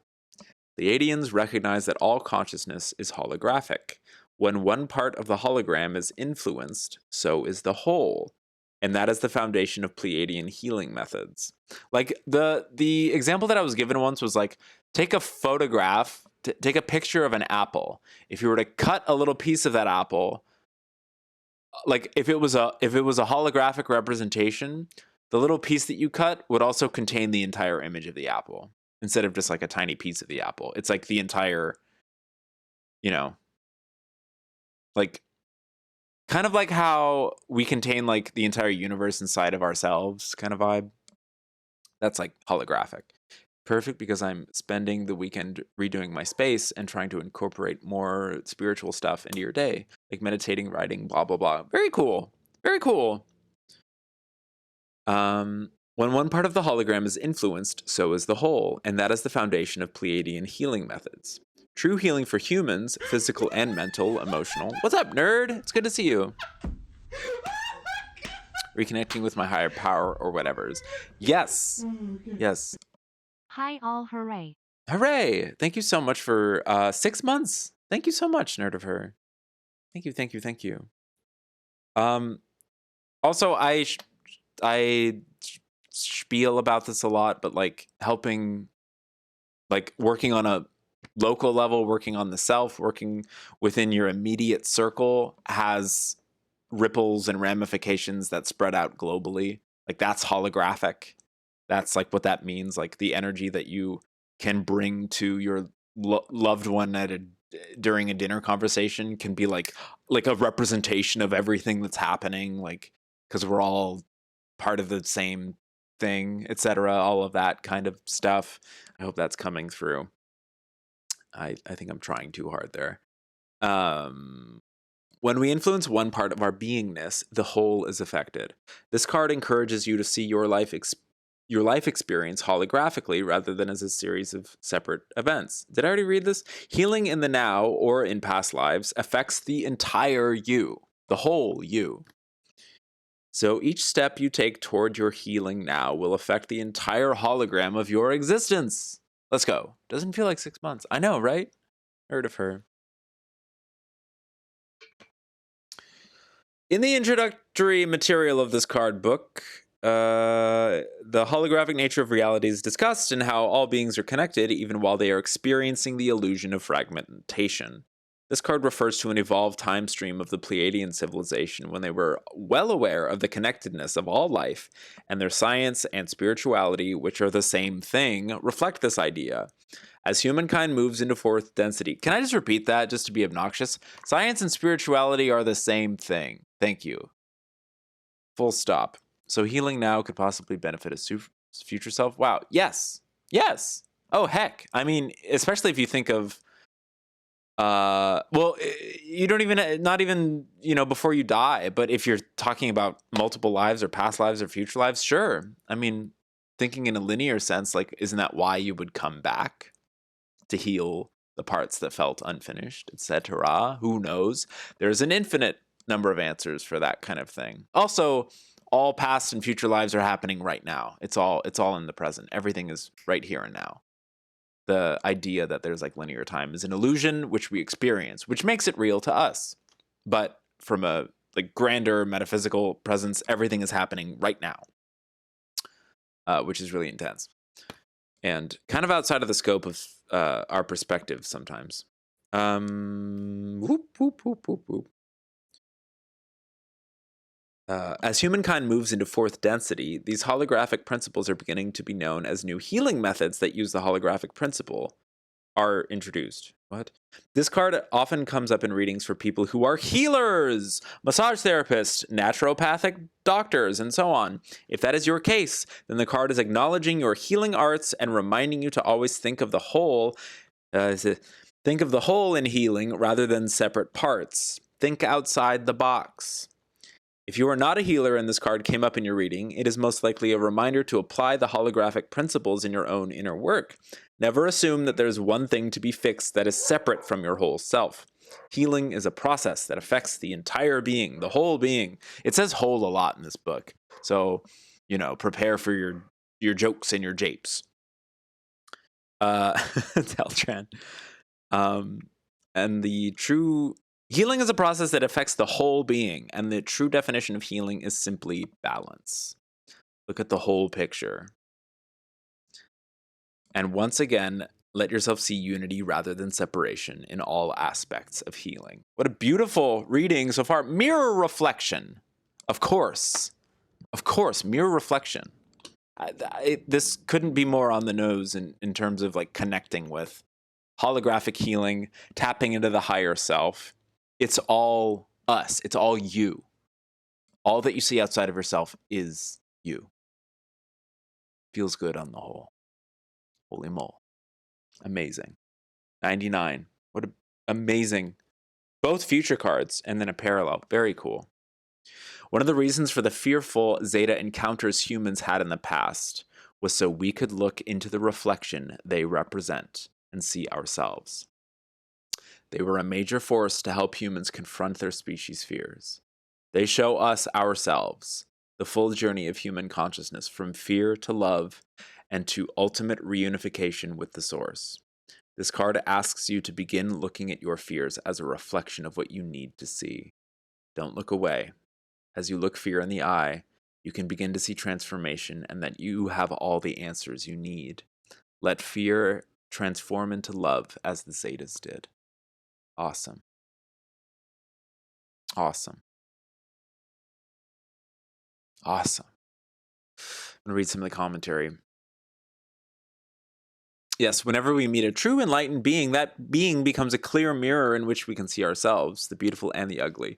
This is one of the gifts enlightened beings have to give to us. We were talking about this yesterday with like it was like talking about getting too preachy or seeing oneself as like an enlightened being or seeing oneself as like a cult leader or something. And real transformation, real influence occurs from just by being yourself, like living authentically as yourself. And then people can learn by your example instead of having to like force it on other people. Like, come to my workshop, come look at how great I am, come read my book. I mean, sure, lead the workshop, write the book, etc. Follow your passion. But, you know, I think it's a lesson for me is to let go of how my passions are received by other people. Because if I just live authentically, that is a very teachable lesson for anyone who wants to see. You have to let courage overpower the fear, and it feels like a foreshadowing of this reading. Oh my God. Your friend said that earlier this week. Very cool. Hey, sweet and sour kraut. Wow. Very cool.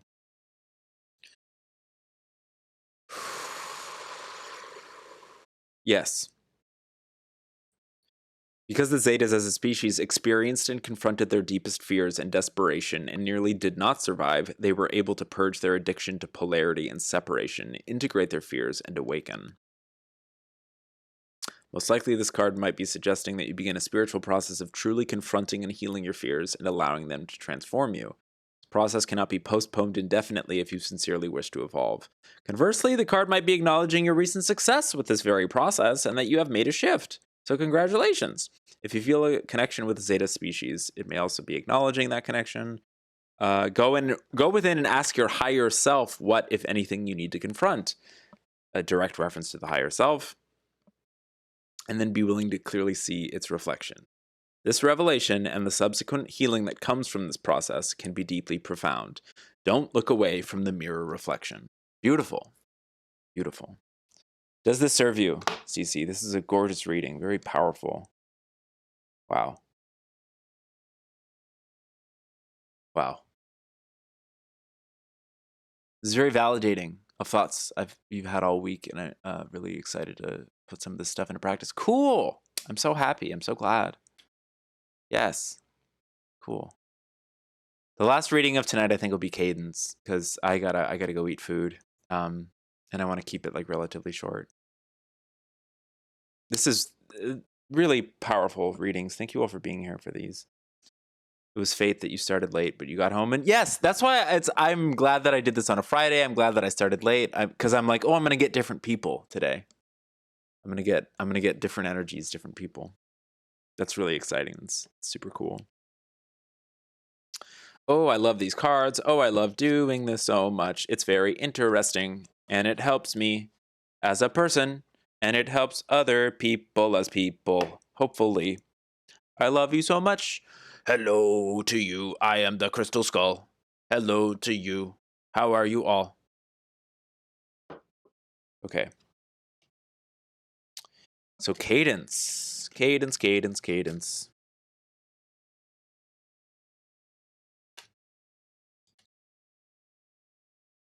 Cadence, cadence, cadence. A cadence. You're okay? Thank you, Crystal Skull. Nice, Sparkle Sprout.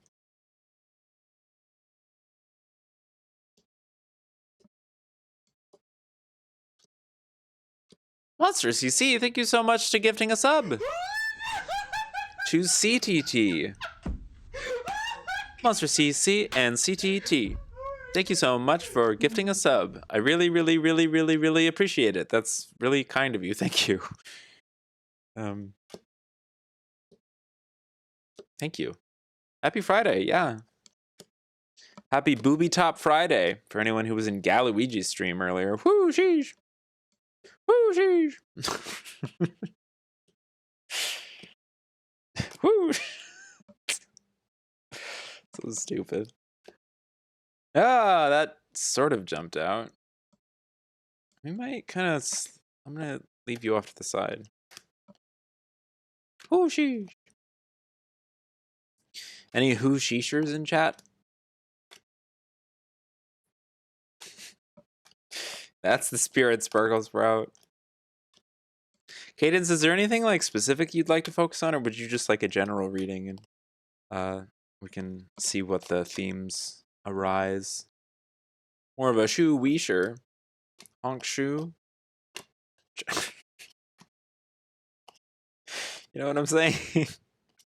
Honk shoe. You said sheesh at work. Nice. Was it like a sheesh or was it like a shee? My mom has said sheesh her entire life, but she only recently became aware of the shee. That connotation's very different context. Okay. Cadence, do you have two numbers between 1 and 7 that you could type in the chat now?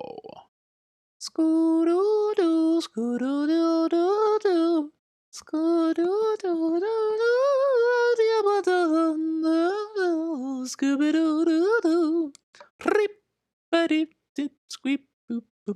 Specific section in which balance specific 1 in 5 specific section which balances out to financial security and career. I'm curious about my Patreon and if I have this apartment. Okay, let's see what happens. 1 in 5, 1 and 5, the root and the throat. Bing, bing, bing. You selected these two choices, and they are the perfect choices for you to have selected. Well done. Congratulations, you chose correctly. You win a trophy. You can get a hang time turbo.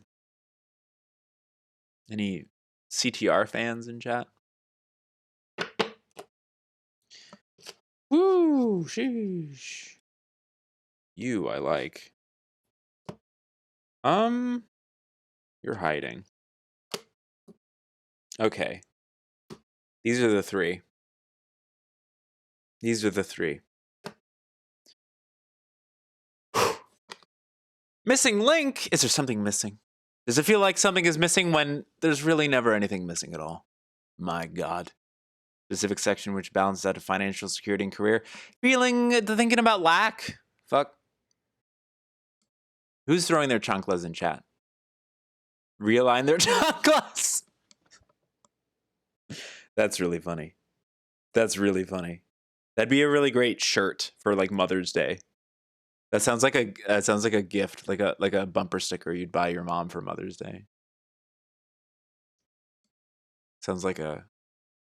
I don't think my mom knows what chanclas are, but it's like that's a cute thing to say. I feel like something has been missing. Missing link. This can refer to so many different things. It's that question of like, it's a past theme. So it's something that needed to be overcome. Like, what's missing? What am I lacking? Why aren't I feeling abundant in this way? Well, sometimes I know that when I don't feel abundant in a certain way, I'm completely ignoring how abundance is showing up in my life. Usually because of the paradigm that we live under. It's like abundance only comes in one form, and that's money, and that's not necessarily true. Missing link. Yes, this card can also refer to missing link in terms of human evolution. It can. I have found sometimes it can refer to Sasquatch, depending on the context. It can energetically refer to that. If I was to read the description, which I will in the book, it will talk about genetic projects of the Anunnaki. It doesn't say the word Anunnaki because that is also really laden with a lot of baggage and so forth and so have you. But yeah, it's pretty much directly, it's from the earth past. It's our past. It's why are we this way? What happened? What's missing? What from our history is missing? What from our genetic understanding of ourselves is missing? Why is it missing? And yet we have everything that we need, and we will learn more and more as we continue to exist. But that's a big theme of the missing link card. It's like nothing is ever truly missing. It's all like there's this like affirmation of like I will have what I need to have when I need to have it. I will know what I need to know when I need to know it. That sort of thing. That sort of concept. Which is a scary concept to put one's faith in. Missing link 49. The human race has never truly been alone. Since ancient times, our ET forefathers have been working with us, both genetically and spiritually, to nurture our development as a species. Uplifting a younger species is a natural part of galactic civilization. You pulled this card because you have a past life connection to these ancient projects between humans and ETs. As you explore this connection, you will find that the so-called missing link is not just a genetic reference, but a spiritual one. What has been missing is an understanding of who we are and our place in a vast galactic community. This card has both literal and symbolic meanings, and how you apply it in your reading depends on the surrounding cards. It's the first card we pulled, so. Google says something about America. Oh, you're going to get all sorts of stuff on Google. Yeah, I wouldn't Google that. I'm just using the word right now to generally refer to the idea that there was like a group of beings from beyond the stars who came and did some stuff on Earth, were seen as gods by certain ancient civilizations, and sort of had that. They were still of this consciousness that they were like, hey, we can start breeding with these humans. We can use them as workers for us. We can use them as lovers. It was really messy. There's a lot of like trauma from that time. There's also a lot of love from that time. The ideas of like abandonment when they had to leave because certain people found out like, whoa, they're fucking with the humans on Earth. You can't do that. That's like sort of like a paradise there. It gets really messy, and since we don't have all the facts, Jack, it's hard to like talk about. Snorking peacefully like Paul. The pugs are really digging this. Oh, that's wonderful. I love when people's animals are enjoying my voice. Oh, that's cute. Paul, like the Seth Rogen movie.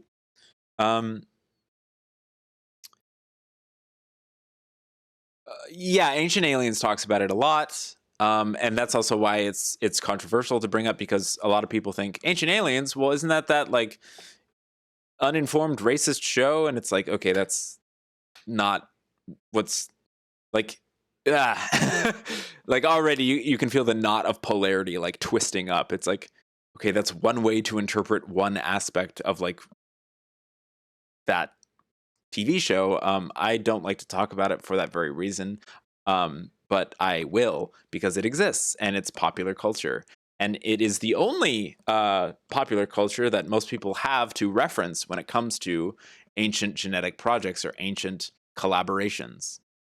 There's this, like, since we're so polarized, we fall into this idea of who built the pyramids? Was it us? Was it them? Could we have done it without them? Did they do it without us? It's like, I really don't think it was that black and white at all. I think there were extremely collaborative projects that happened, and it was just very casual. It was not this whole like they came down from the head. It's like this. That's those belief systems those are conditioned into us by our current like organized religious institutions, where it's like, oh, we're so meek and we need to wait for these messiahs to come from the heavens and save us and build our structures. And it's like, that's a very limited view of history. That's a very limited view of like thinking of ourselves, our power, our autonomy. That missing link, to bring it back to that, like, what's missing? What's missing from feeling like we have power, feeling like we have autonomy? What's missing from us feeling like we are our own gods? Why do we need to fill in that gap with a hierarchy? Interesting. Perhaps you are seeking a more sorry, I'm all over the place right now. What do you feel is missing in your evolution and growth? Is that missing piece an ego desire, or a true recognition of the next step in your spiritual work? That missing piece usually refers to a part of ourselves that we are denying. Perhaps you are seeking a more direct connection with your higher self and or the wisdom of the universe, which is really us anyway. Perhaps it is the ability to love and forgive yourself. After closer examination deep inside yourself, you will find that nothing is ever really missing anyway. If this card comes up in your reading, it may refer to a past life during the time of these genetic projects and or karma you took on at that time, but it may also refer to something much deeper. What are you searching for? This card challenges you to answer that question and then look more deeply. You will always find it is already within you. Let's pull this second card. Unfinished business! These go hand in hand a lot, I feel like. serious present, unfinished business. Well, there you go. Missing link, unfinished business, those are practically synonyms. Humanity must have symbols. For all we know, the aliens pulled up and asked for directions, or they came to survey a space for their galactic freeway. Just like CTR, we were just talking about Crash Team Racing. That's the plot of CTR. Yeah, I mean this is just so self-evident. I feel like this unfinished business, missing link. I'm gonna read 59. The ancient Syrians believed that they left some things unfinished. Mostly this has to do with the evolution of the human race. There's that theme again. Many of these ancient beings have incarnated as humans now in order to complete the tasks they felt were left undone. Other Sirius beings are helping from the unseen realms. If you feel that you have unfinished business in your life or a nagging feeling that you are supposed to do something, pay attention to what that is teaching you about self-acceptance. The lesson is that you are complete in every moment. If you were supposed to do something, then it would be done. Very similar themes between these two cards. That which we perceive we lack, we already inherently have. That which we perceive we need to complete, we are already inherently in the process of completing. That sort of letting go and trusting. That's like, those are the vibes that I keep getting from this. Bring a towel. Maybe the aliens need their chanclas aligned. Yeah, that's what I'm talking about. Yeah, I think for the most part they're doing okay. I think it's us. I think it's us who needs our chanclas aligned. If I was to point the sandal in any direction, this is pretty powerful. They were working with the human species for the purposes of genetic enhancement and spiritual evolution. Back to the Anunnaki narrative. This is a very interesting. I don't know if that can be metaphorically connected to your current aspects that you were looking into about your career and stuff, but also you might just have like a very strong connection to this period in human history, which is cool. I don't know. This is a lot of reinforcement of that theme of starting a project, needing to finish it. Something's missing, something's amiss.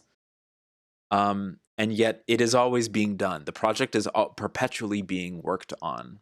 The pieces are all there. It's just a matter of finding them in the moments that they need to be found. And synchronicity can guide with that. Nuts. IA. Galactic civilizations often have to think long term, and many of their projects took millennia to complete or are still being completed now in this time of transformation. Many humans on Earth were incarnated as these serious beings back in that ancient time, and they still carry this feeling of having unfinished business. That nagging feeling that there is something that needs completion. If this card comes up, it may be referring to that, or it might be a feeling of something from other lives, or this life, or Jesus Christ. Chris Mack. Chris Mack, thank you so much for the 1,000 bits. Thank you. That is a tremendously generous gift. Thank you so much, Chris Mack. Why am I not well lit? There I am. Oop, not calling out this book that I feel... Wait, whoops. Not them calling out this book that I feel... Ished? Done, despite me finishing it twice. Yeah. Isn't done. Sorry. Ished. That I feel isn't done despite me finishing it twice. Wow. Wait, are you writing a book or reading a book? Or Chris Mack, one more time, thank you so much for 1,000 bits. That's incredibly generous. Thank you so much. We're in the throes. We're doing the final reading of the night because I got to go eat some food. But this has just been like really nice. And I missed yesterday because of events. And I had to finish a music. Friends of Blood Glow's stream. I was working on a remix for her remix album. And I finished that yesterday. It made this week really intense because I only had a few nights to work on it. And so I just stayed up really late and I smoked some weed, which I haven't done in a really long time. And I just allowed like the creative choices to just flow very naturally. It was cool. Are we getting enough light in here? And there's some orange for you. Now you have a little bit of orange on my forehead. Okay. This is very powerful. Is there something in this life that needs completion? If so, free up your energy by working toward that completion. If the sense of unfinished business is more subtle, go deep within for the answers. No matter what happens, know that when you follow the flow of life and meet all challenges with integrity instead of running from them, any unfinished business that... Oh, wait, also Chris Mack. This is unfinished business. I'm wearing a Chris Mack shirt right now. Live to inspire. Okay, that's enough. Oh, I love you too. You're a really wonderful human being. No matter what happens,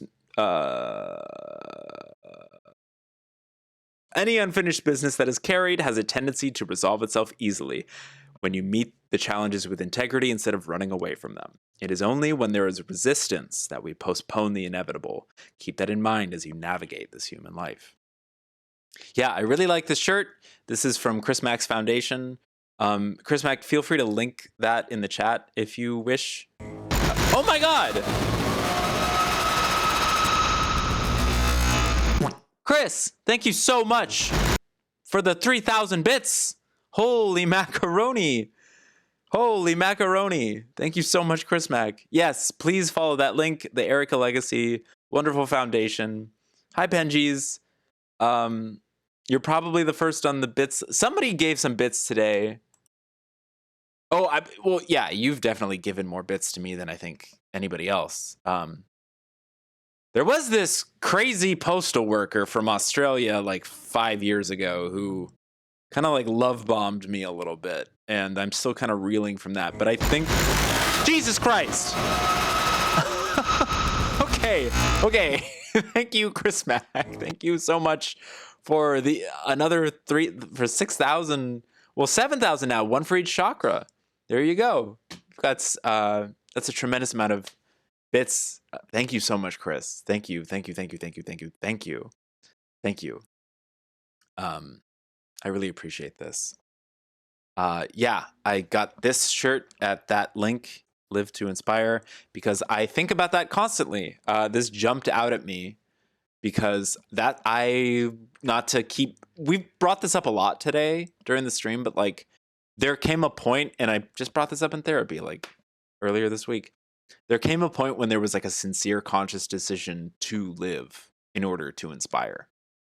And so I really, really like that phrase. It's like and it's a really comfortable shirt. It's made from the finest of materials. It's extremely comfortable to wear. Friends give Panda all the love. The most knowledge about metaphysics, spirituality, and fortune telling. Also, those fucking cheekbones. Thank you so much, Chris Mack. I don't know if I have all the answers. Sybil told me to put fortune telling in the tags, which I don't know if I'm super comfortable with that because I'm not really telling anyone's fortunes. You create your own fortunes. But yes, technically I feel like if there was an FBI inquiry as to what I do, this could probably be defined as fortune telling. Yes. Thank you so much, Chris Mack. This is why he's the mayor of Twitch. Absolutely. So Cadence. Now that Chris Mack has blessed this reading, let's see what your final card was. And if I recall correctly, while I was shuffling, this card jumped out, and I set it off to the side. So this is a very exciting moment. Big reveal here. Woo! Being the mentors. Oh my God.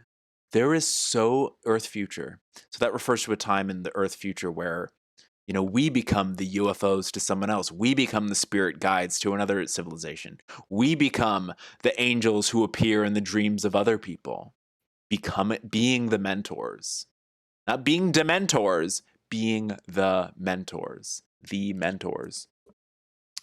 So much. We have Earth past, Earth future, and a serious present.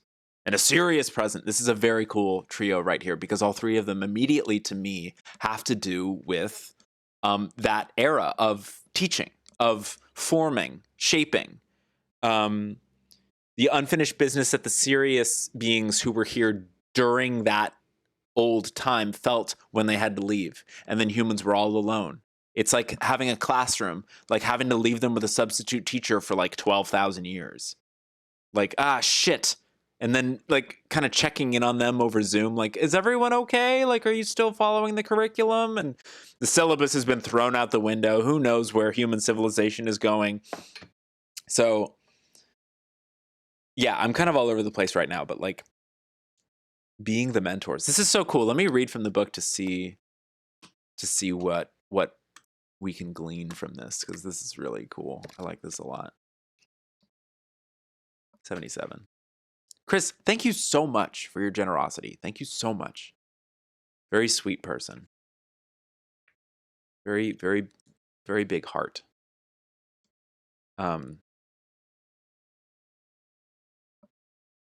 77. Since ancient times, again, this is just literally all three of these cards have this theme.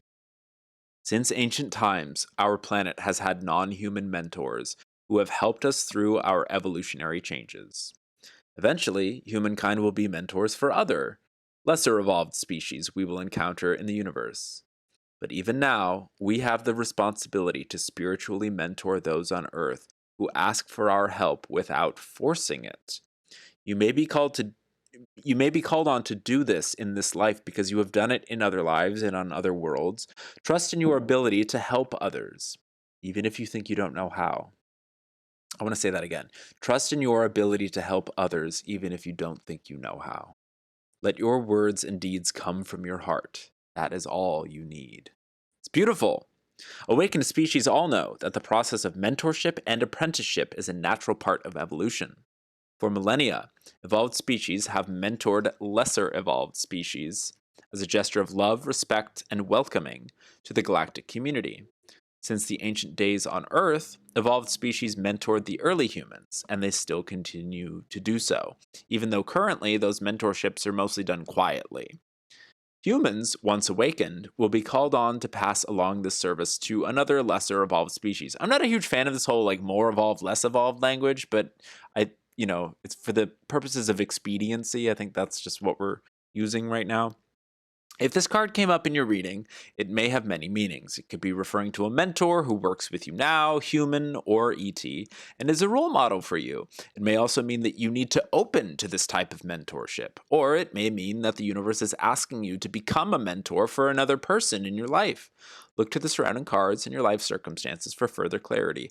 No matter what the meaning, know that the mentor-apprentice relationship is one of the most sacred in all of creation, and being asked to fulfill this role, either as a mentor or as an apprentice, is a blessing. Embrace this role with your full heart and notice how it enriches your life. Wow, very cool. We dropped 98 frames. Wow. Whew, sheesh. Let's just look back at this one more time. What is missing? What is unfinished business? Mentorship, apprenticeship. There's so much here. I hope that this is like reaching you on some level. I want to go back up and like read your intention again. You're writing a book. Okay, I didn't see that. You're writing a book. Oh, Villain Sunglasses. Have a great night. Thank you so much. You're writing a book. You've written it like 2 separate times. Both times you were like, this isn't done. It doesn't feel complete yet. And then rewrite it. Oh my God. That's, yeah. What is, hold on. Specific section with balance on Patreon, you have this apartment. For sure. So just trusting, we can perpetuate unfinished business because we feel like something is missing forever and ever and ever. But we can also trust that we are ready to be the mentors. You are ready to share whatever is in that book. Especially if you've written it twice. You have 2 full books right there. That's really powerful. Of course, I don't want to tell you what to do. Again, my discomfort with the idea of like fortune telling, etc. You can rewrite that book as many times as you want. It's your life. It's your book. But I think that there's some blatant hints here that could be of some service to this loop. Like just to make sure that this loop is not perpetuating. perpetuated. Woo! I know I need to learn that lesson when it comes to releasing my own music, like with my own artistic projects. It was so nice to have this deadline of Blood Glow was like, oh, I'm just, can you get me a remix by Friday? And I was like, I can try. And it was cool. It was cool to just like force myself to like do it. And then yesterday I knew I had to leave to go to my friend's house. So eventually I just had to like give it up and be like, I sure hope this sounds good. I sure hope this feels complete. Because I could fret over it. Mixing, the art of mixing as like a music maker could be a never-ending process. Like you could mix for forever and it can never be truly done until you just decide to let go. And that's a scary thing. Because you gotta put your trust and faith into whatever work that you've already done. Like, is it ready? Is it good enough? Is it gonna hit? And of course, like I sent it off with all these like, oh, if you don't like this, you don't have to use it. Oh, boo, boo hoo. Which is like so dumb and annoying. I can't wait till I grow out of that habit. I really get it. It's unattractive of me, frankly. I'm like extremely powerful and I constantly sell myself short out of like this insecurity that like, oh. And she told me she really liked it. So that's very exciting. Boo. I'm glad that this is hitting for you, Cadence. That's awesome. And I'm really excited to learn about whatever book you're writing. That's so cool. If you're willing to share it. You're so scared it won't do well, but this is reassuring. Word. Well, feel free to promote it in here if you wish. Unless, of course, it's like a bunch of hate speech or whatever, but I'm assuming that it's not any of that.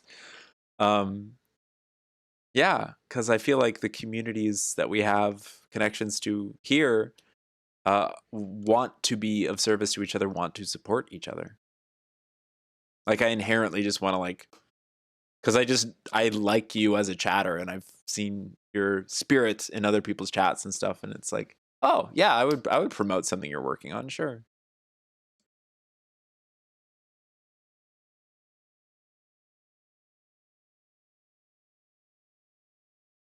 And I'm just curious. I'm most curious about anyone's like creative output. I find it like fascinating to learn more about. Okay,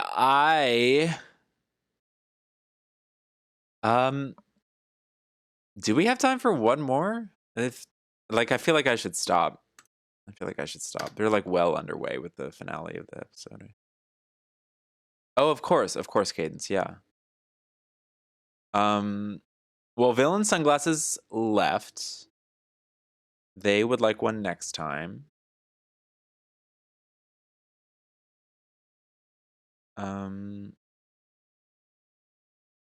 Yeah, I should stop because I'm kind of fading right now. Immediately, like my body's just like, no, you need to eat food. Like, go. So, thank you all, everyone who came here. Thank you so much for the raids. Thank you so much for these bits, Chris Mack. 7,000 bits is preposterous. Thank you so much.